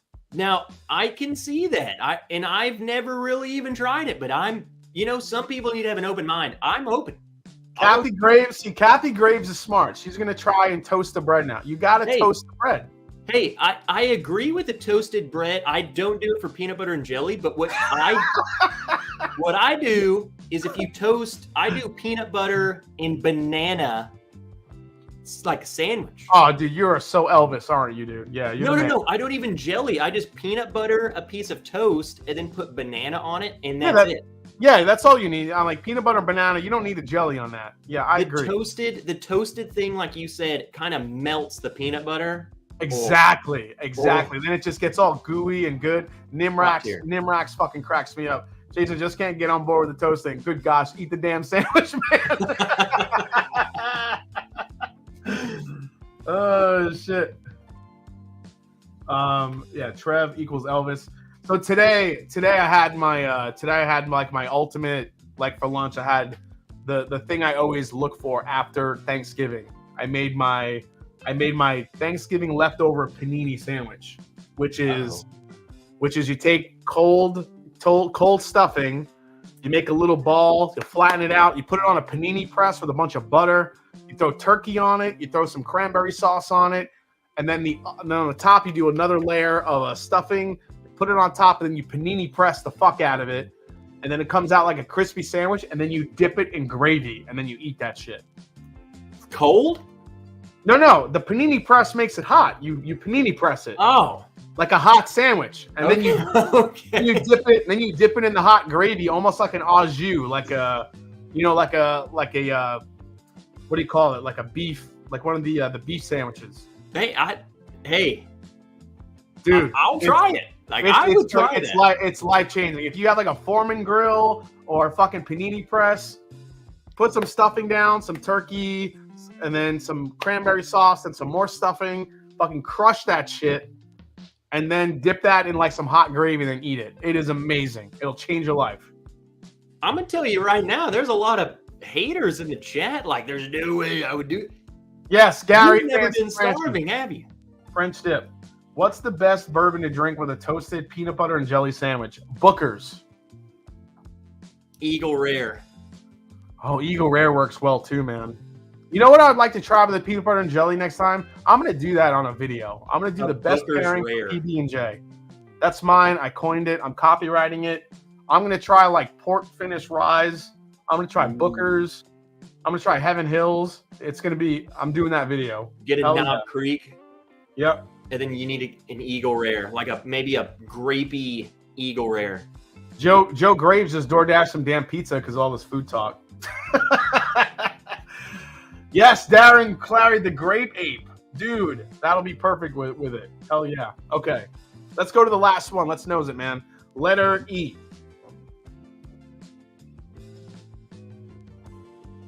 Ooh. I don't know if it was because you were talking about bananas, but I'm getting a little banana in this.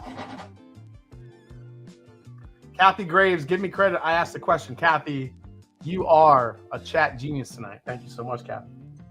Yeah, I was going to say there's a different direction this one takes, and I think the banana is the right call. Absolutely. I think it's banana. It's much different than the other ones. It is. I don't know if that's a Jack Daniels thing in this blend or a Old Forester. Old Forester, maybe. It's got to be Old Forester. ADHD Whiskey says, Panini pressed the fuck out of it, clipped and saved. Thank you so much, AD. I'm looking forward to seeing that in the next Matt Madness. Dude, I'm not going to lie. I don't even know what a panini press is. You never had like an Italian sandwich, like the panini press, where they just crush the bread and make it all toasty? Not in my household. All right. Well, do you have a Foreman grill in your house? I have a toaster. You can do it with a toaster. That's fine. I'll try it. Your next clip you see of me is like dipping gravy and stuff in my toaster. All the fucking stuffing's falling apart and shit. Like, Jason's fucking sucks.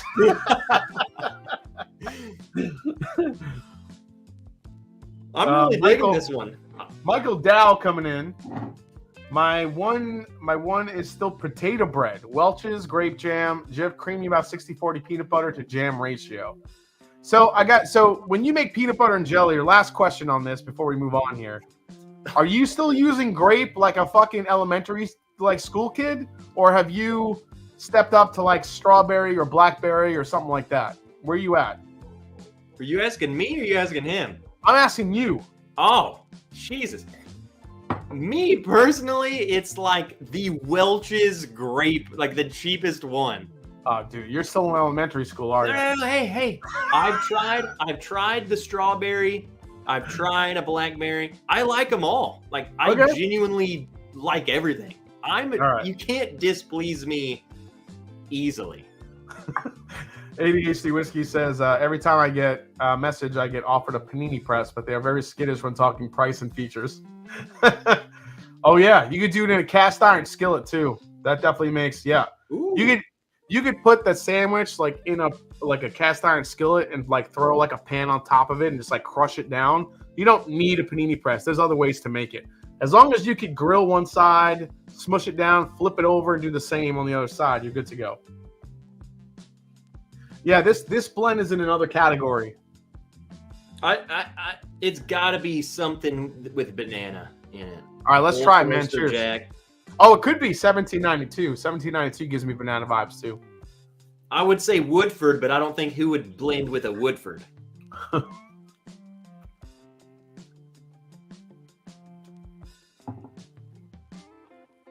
I am getting banana still. It's like that's got to be Old Forester. You think so? It's a clean banana, and that doesn't make sense to anyone but me. A clean banana. A clean banana, man. As opposed to a dirty banana. You don't want a dirty banana. Trust me. I'm fucking a clean banana. I've never heard that in my life. Sometimes you just gotta trust me, man. All right, Trev. This is now the clean banana brand. The clean banana blend. I'm really liking it. It's good. I don't mind it. Now, oh, gosh dang it, I didn't give it drumsticks for sample D. The sample D was pretty damn good.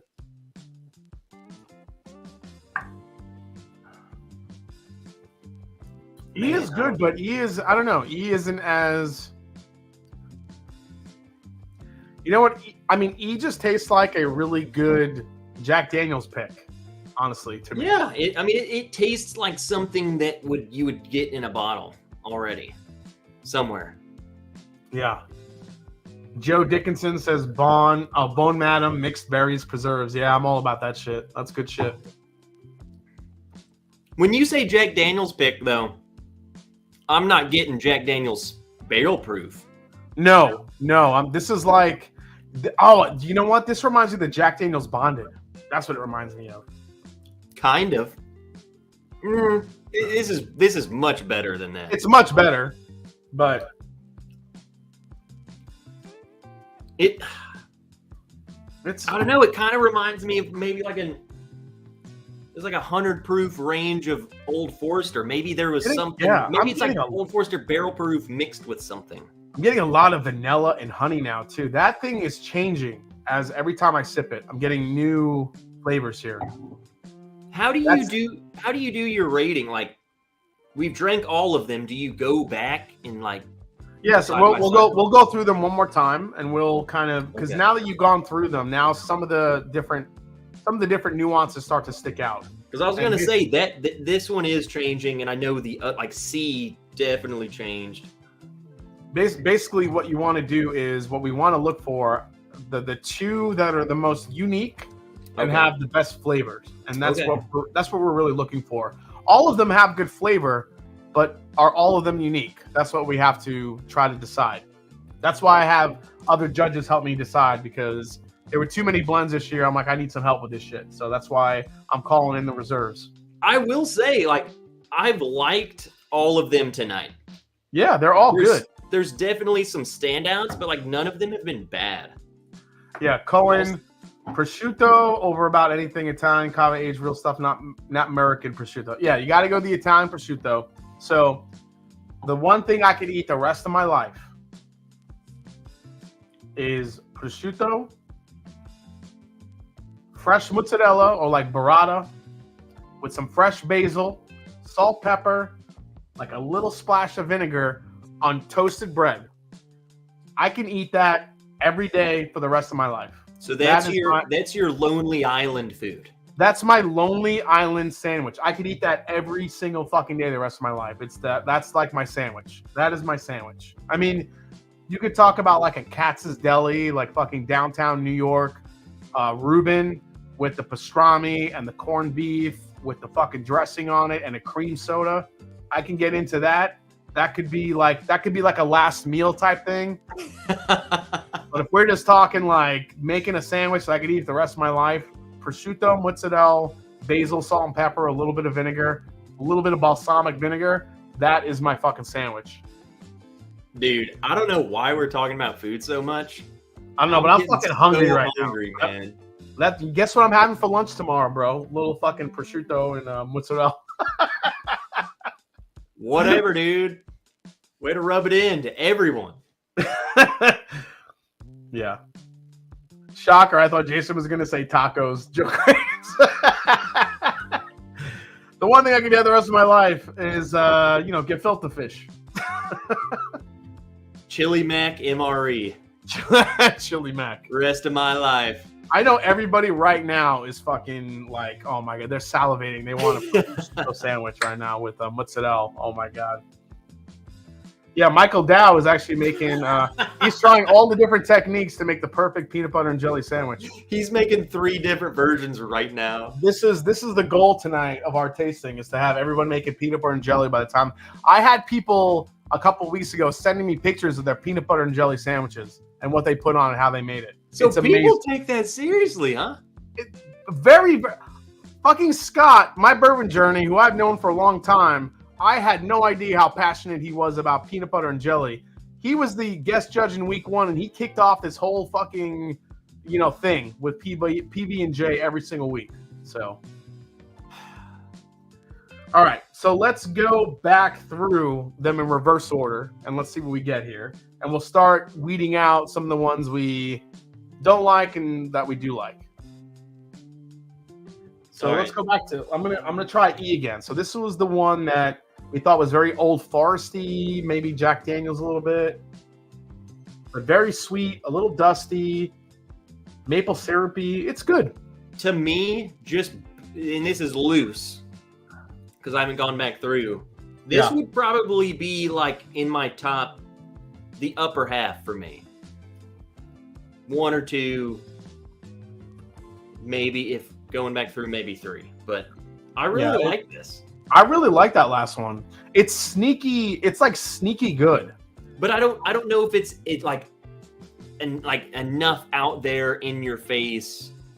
Look how good I am. Yeah. All right. I'm gonna go back. Let's go back to letter D here. The D, which really impressed on the nose and the palate for me. That's light whiskey, dude. This is the light whiskey, man. There's got to be some fucking. There's got to be some light whiskey in there. It is too light whiskey forward. I even know who sent this blend in. Darren Clowry says I laced my sample with THC. If you're thinking Old Carter, there's only one person I can think that would put Old Carter in that blend. And they are in 10 Nights Showdown. Yeah. that's why this moment I smelled light whiskey, I was like, that's gotta be him, man. Oh, look who's here, man. It's Clean Banana. What the heck? Oh shit. God, I've only heard tales of your existence. Clean Banana is live in the chat. I'm wondering if that's ADHD whiskey or somebody else. Oh my God, that's fucking hilarious. No, it's Clean Banana. Where's your respect? Clean Banana. Thank you for, we're honored to have you in our presence. Jesus. Nothing like a clean banana. All right, let's go to letter B here. But what do you think of the D? Real quick though, between E and D, which one do you like more? Because it's kind of like that's where it starts getting really hard because they're both good in different ways. Do you have one?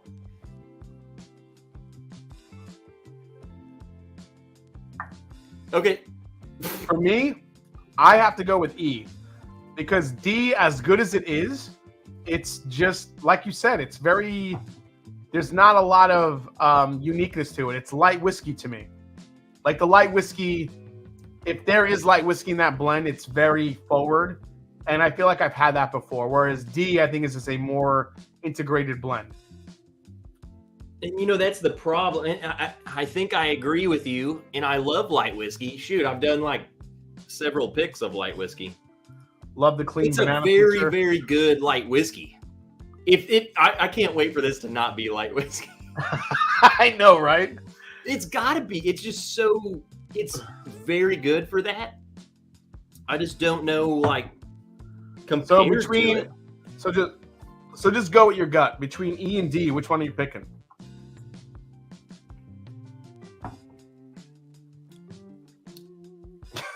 I'm going with E.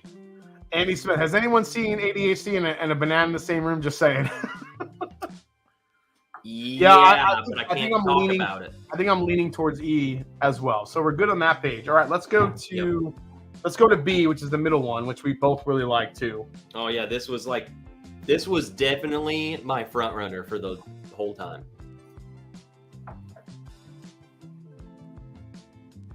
It's good, but coming off of the other ones, all of a sudden it got a little bit, I'm not going to say flat, but it got easy. I was going to say got more normal. That makes sense. Say that too. Actually, no, I take that back. Second sip, all the flavor's still there. That's really good. I haven't sipped it yet. I poured a little more E to side by side them. Yeah, it's good. The nose, I guess, got more in line with what I would expect, like just normal. Yeah. It almost smells similar to E. I think if I ever come out with my own whiskey brand, I'm going to call it Clean Banana. You know what? I'm just telling you right now, you can do that. But if I'm not on your freaking, I got to work there. Yeah. In some capacity. You can take my idea, but I'm a janitor. I'm somebody. I'm something. You're my head of marketing, dude. You're the Clean Banana. Yeah. I'm the dude who stands out front of the distillery in a banana suit. Come in, we got free samples. You're like spinning the big banana sign, like free samples this way. Come on in here, let's go. That's right. Come on, peel it off me. Let's go. That's in the back room. That's in the back. Peeling no banana suit off nobody. That's in the champagne room right there. Yeah, I agree with you. B on the palate, so freaking good. It's really good. The nose reminds me a lot of E. The palate's where it really stands out. All right. So far our front runners here are E and B. Yeah. With D slightly behind. Yeah. All right, so now the first two, which we started off with, let's go back into those and see what we got. So we're going to go with A here. And A, when we first had it, came up pretty soft. But I got to say on the nose, man, it is really evolved into something nice, but I don't know what it's doing on the palate here. Man, that is the thing to me. Like, what I'm smelling is so good, but it's like I'm smelling at it from a distance, if that makes sense. And again, the palate is still very, I'm not going to say it's muted, it's flavorful, but there's just not enough of a flavor punch to compete with some of these other ones that we have. There's just not enough going on for me. I really like that one. I like what I'm smelling. I just think it needs to be dialed up. Like the volume knob needs to be freaking cranked up. Yeah, the palate needs to go to 11 a little bit, and it's not. It's like at like a 6 or a 7. Yeah, Michael Dow, I think he trademarked Clean Banana, so I'm gonna have to pay royalties to get that trademark apparently. It seems just lower proof, and maybe that's a problem too. If you put, I don't know, higher. I don't know if it's low. I don't know if it's that's the thing though with blends. You don't know if it's lower proof or if it's the blend just mingling together and you know, it just kind of turns into something a little bit more mellowed out. You just never know. All right, I'm curious to go back to C, which was the first one, because I really liked it in the beginning. I'm curious too because I was calling this freaking not rye. This is really good too. I don't. This got to be some fancy rye. This is getting better and better every time I go back to it. That's rye. There's definite rye in here. There's got to be. I'm trying to think of what rye would you, and I don't know if you think of this, but as the guest judge, I can totally do this. Yeah. Do you think of like, what would someone, like I'm getting rye, what rye would they possibly try and win with? And then I start going to like, you could get into like Thomas H. Handy. That's what I'm saying. The Four-Gate Ryes, some of the Kentucky Owl Ryes. I mean, shit. They got to be busting out some fancy thing. This is a fancy rye. A really nice blend. Okay, so this is what I'm gonna do, and you let me know if you agree. I love C, which is the first one. Yeah. I don't think A against all this has what it takes, so I'm gonna eliminate A. Are you down eliminating A? I'm cool with that. And to whoever A is, I like it. Once you learn that's you, it needs to be bumped up a little. It just doesn't have enough. All right, then we have. Then between the other ones we tried, we love B. B is in, and we love E. So that means D, which was the one we thought was just like really light whiskey forward, even though it's really good. It doesn't have the uniqueness that the other three have. Can we agree on that? Yes. Okay. So I totally agree. So C, B, and E are, we have to now eliminate one of these, and that and that sucks because all three of them are really good. So someone's going to be standing out in the cold and the snow real soon here. And you know what? We don't care. Tread, this is where I need you to be ruthless, buddy. I said I was going to be ruthless. You know what, A? You didn't. You're freaking out of here. D, suck it. Clean Banana. I want to say thanks for. Are they still in here? Clean Banana's here.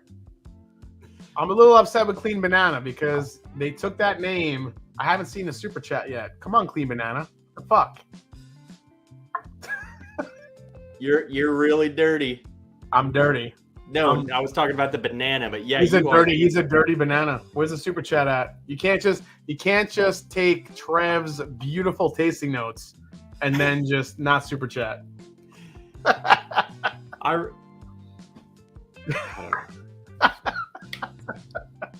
So I guess that's the good thing is we don't have to pick a favorite. We just have to pick a loser of the three. Yeah, all three of these are really solid blends.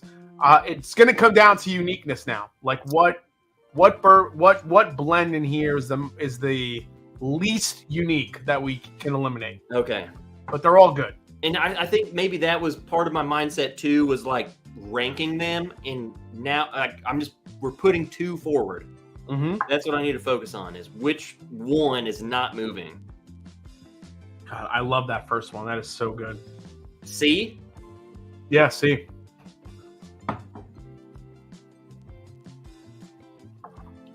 And you have B, which is a flavor monster. It's so layered. I think I already have my answer. And what's crazy is my answer isn't even what my favorites are, if that makes sense. All right, so I think I have something in my mind. You tell me the one that you think you want to eliminate. Where are you going? E. You're going to eliminate E?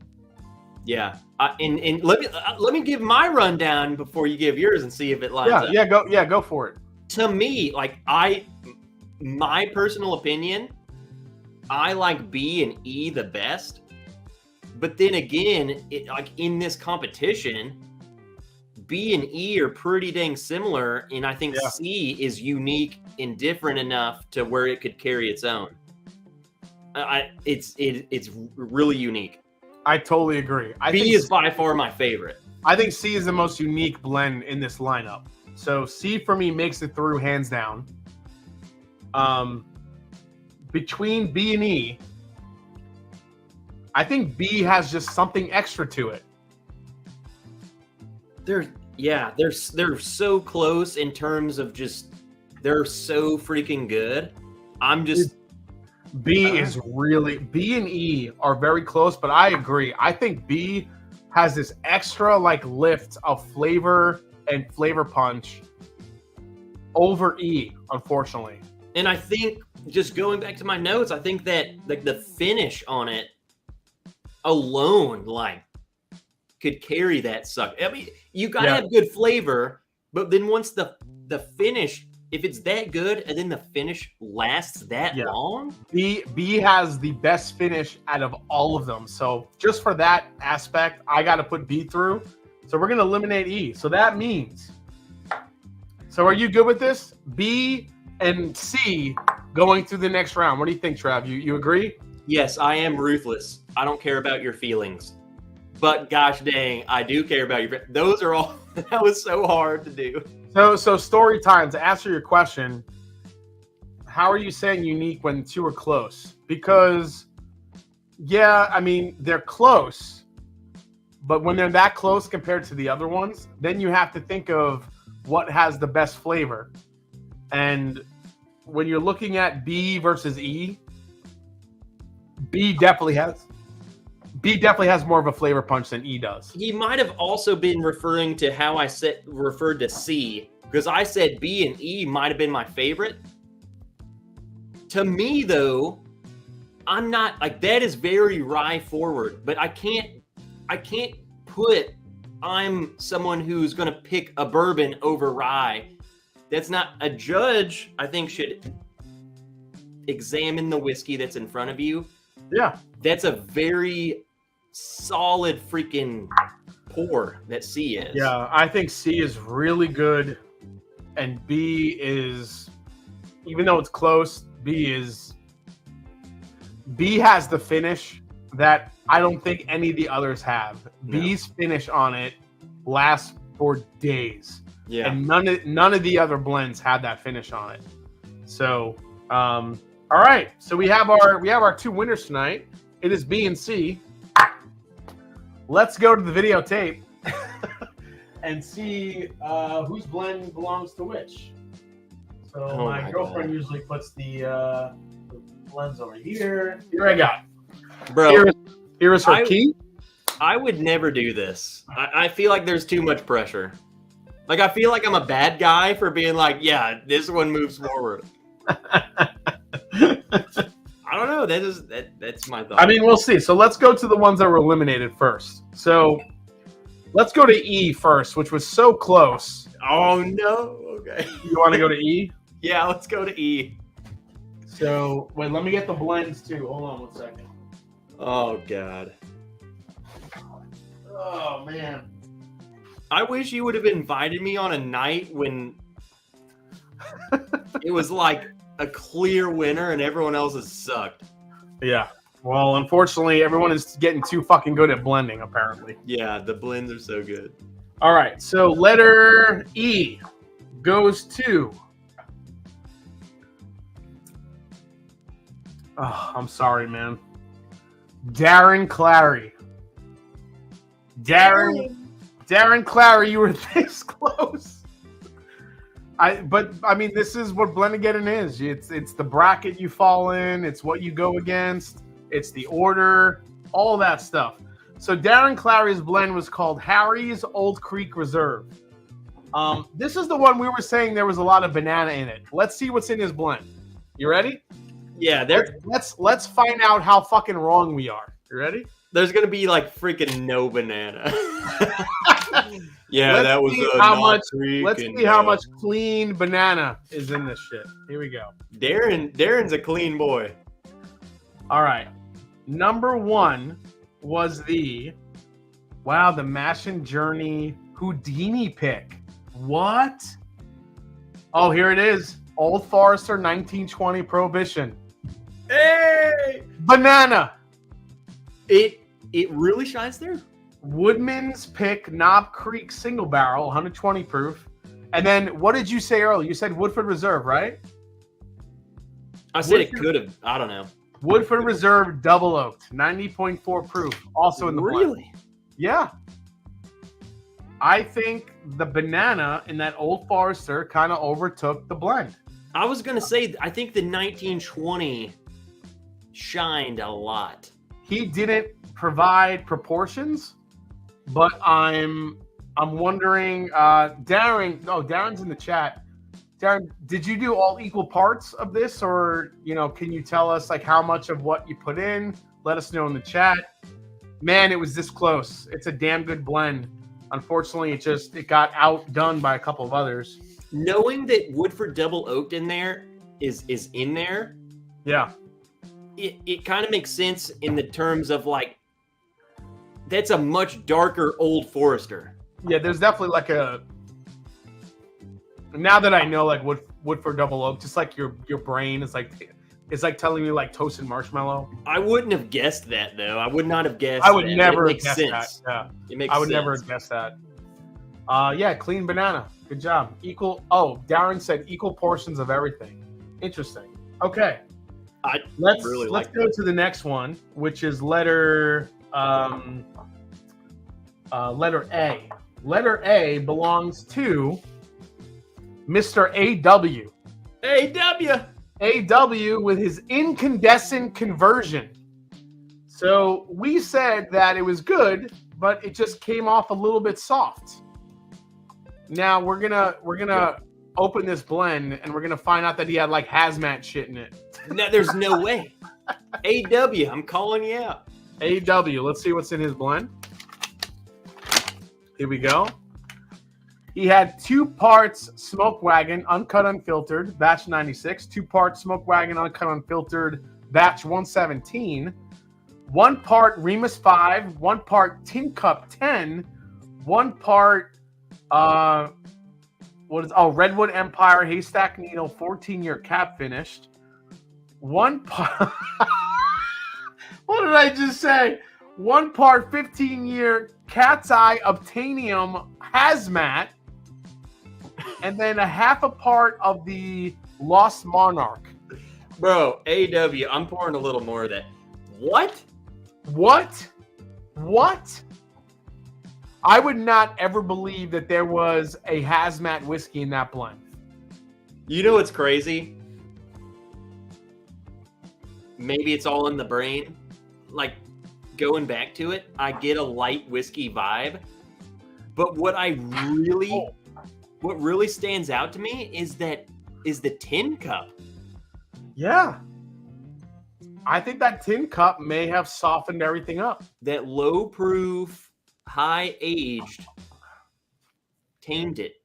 It got really AW said that blend changed a ton over the last month. I mean, yeah, I could see that. I mean, over the month as it sat, it definitely changed. Because even though you had a hazmat whiskey in that, it definitely softened up. And that's hard to believe when you look at the list of bourbons in there. But when you have a hazmat versus like a 80-something proof Tin Cup 10-year. It's like 84. Yeah, 84 proof. Like, where does that meet? And then the Tin Cup takes over.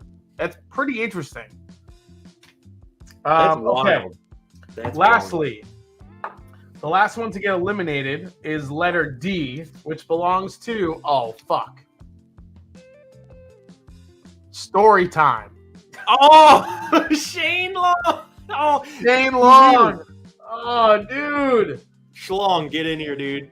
Now, Shane, I don't have your blend in front of me. I don't remember you putting the components in. If you did, I missed it. So Shane, if you're watching, let us know what was in your blend. I have to know if there's light whiskey or some kind of Old Carter in that blend. He came in here earlier and said Old Carter is not in my blend. Oh, so he already knew what blend we were talking about. He had to have. Okay. Oh, Storytime said I sent it. Well, I don't have it, Storytime. So tell us in the chat what's in the blend. Oh my God! Come on, that's gotta be light whiskey, Shane. Come on, Shane. There's got to be light whiskey in Watch, he probably put one of my picks in there. there. Big Vic said it's all OGD. Yeah, Shane. It just was very sweet, and I think compared to the other blends, it just didn't stand up. Unfortunately, and I hate to even word it that way, Jason, because like that's so good. It's really good. But at this point you're just comparing this to this, and to this to this to this. It's splitting hair. So that means Eric Sawyer, with no butterflies were harmed in the making of this blend, goes through. Wow, friggin' Eric Sawyer got through. Eric Sawyer. Gosh dang it! Oh, Eric. Story time. It's light whiskey, Clyde Mays, Larceny Barrel Proof, and Calumet 16. Oh shit, dude! Give yourself a big round of applause, Bourbon Ranch. We nailed it. Come on, peanut butter jelly time. There it is. I got that light whiskey, baby. Light whiskey, baby. Okay, yeah, this is it. It's 40% clean banana, 60% dirty banana. Thank you, Kathy, for those proportions. She's absolutely correct. So that means in this bracket, here it is, guys. That means Eric Sawyer, no butterflies were harmed. And Wise Guy Whiskey Guy with his Wise Man's Burai. Oh, shit. I didn't even pick up on that. Wise Man's Burai? It's a freaking Burai. Dude, but Wise Man. That means there's got to be Kentucky Owl in it. What did I say in the beginning? It smelled like the Kentucky Owl. Yeah, you called it. It was right in front of our faces the whole time. We're not going to know what's in that blend now because we have to wait until we see how the next brackets go.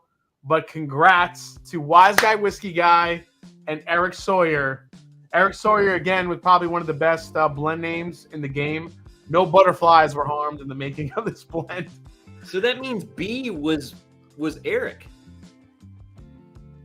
Yeah, B is Eric. Yeah, B is Eric definitely Sawyer. The Burai. Yeah, so if we go to the so B is Eric Sawyer, which was no butterflies, and letter C belonged to Wise Guy Whiskey Guy, and his he was the Wise Man's Burai. Yep. I can't wait for Eric's freaking blend to have the butterfly in it. Can you imagine when we open his fucking blend at some point? I mean, if he wins it all, I mean, that's when we'll find out. But can you imagine he fucking does that and there's some blue run in that? I'm gonna be ashamed. My YouTube channel's over at that point. I'm just throwing in the towel. That's it. That's amazing, dude. Okay. Wow. All right. That was impressive. That was so all the blends were really good. Tonight was another one of those really tough call outs. Eric Sawyer says another 2 weeks of Jason not knowing if I really put blue in my blend or not. Bro, exactly. He did. He probably put a dropper in there just to screw I think he did. Story Time says thanks for the fun. Thanks for hosting, Jason C. Story Time, dude. Shane, I appreciate you putting in your blends. But yeah, you know, Story Time is still. If you guys have not checked out Story Time, they do some amazing picks. So if you want to check out Story Time, feel free to drop the link in the chat. Anyone that's has the link to Story Time, please do. Amazing picks that Shane and his collective community do. Hey, I'm on a sticker on one of those picks. I went on one of them. You want? There you go. You want in? I want to say a big shout out to Clean Banana for keeping the chat light, and thank you so much. And I want to thank Trev for talking about the Clean Banana. I really appreciate it. That's going to be a tasting note I never fucking forget. Clean Banana, man. The Clean Banana. So with that, I want to say real quick, patrons, if you are hanging out, patrons of the Mash and Drum Whiskey Room, I'm going to be doing an after party coming up next real soon.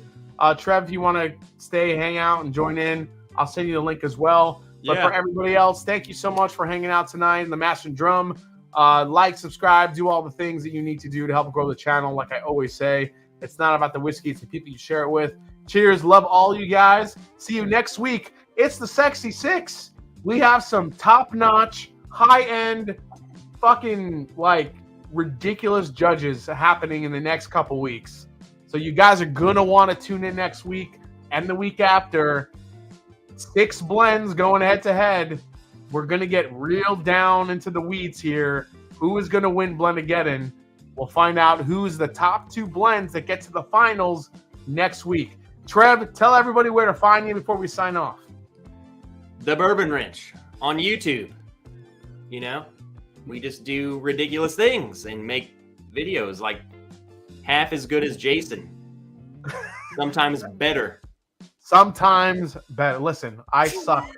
I suck a lot sometimes. So no, cheers, shut guys. up, dude.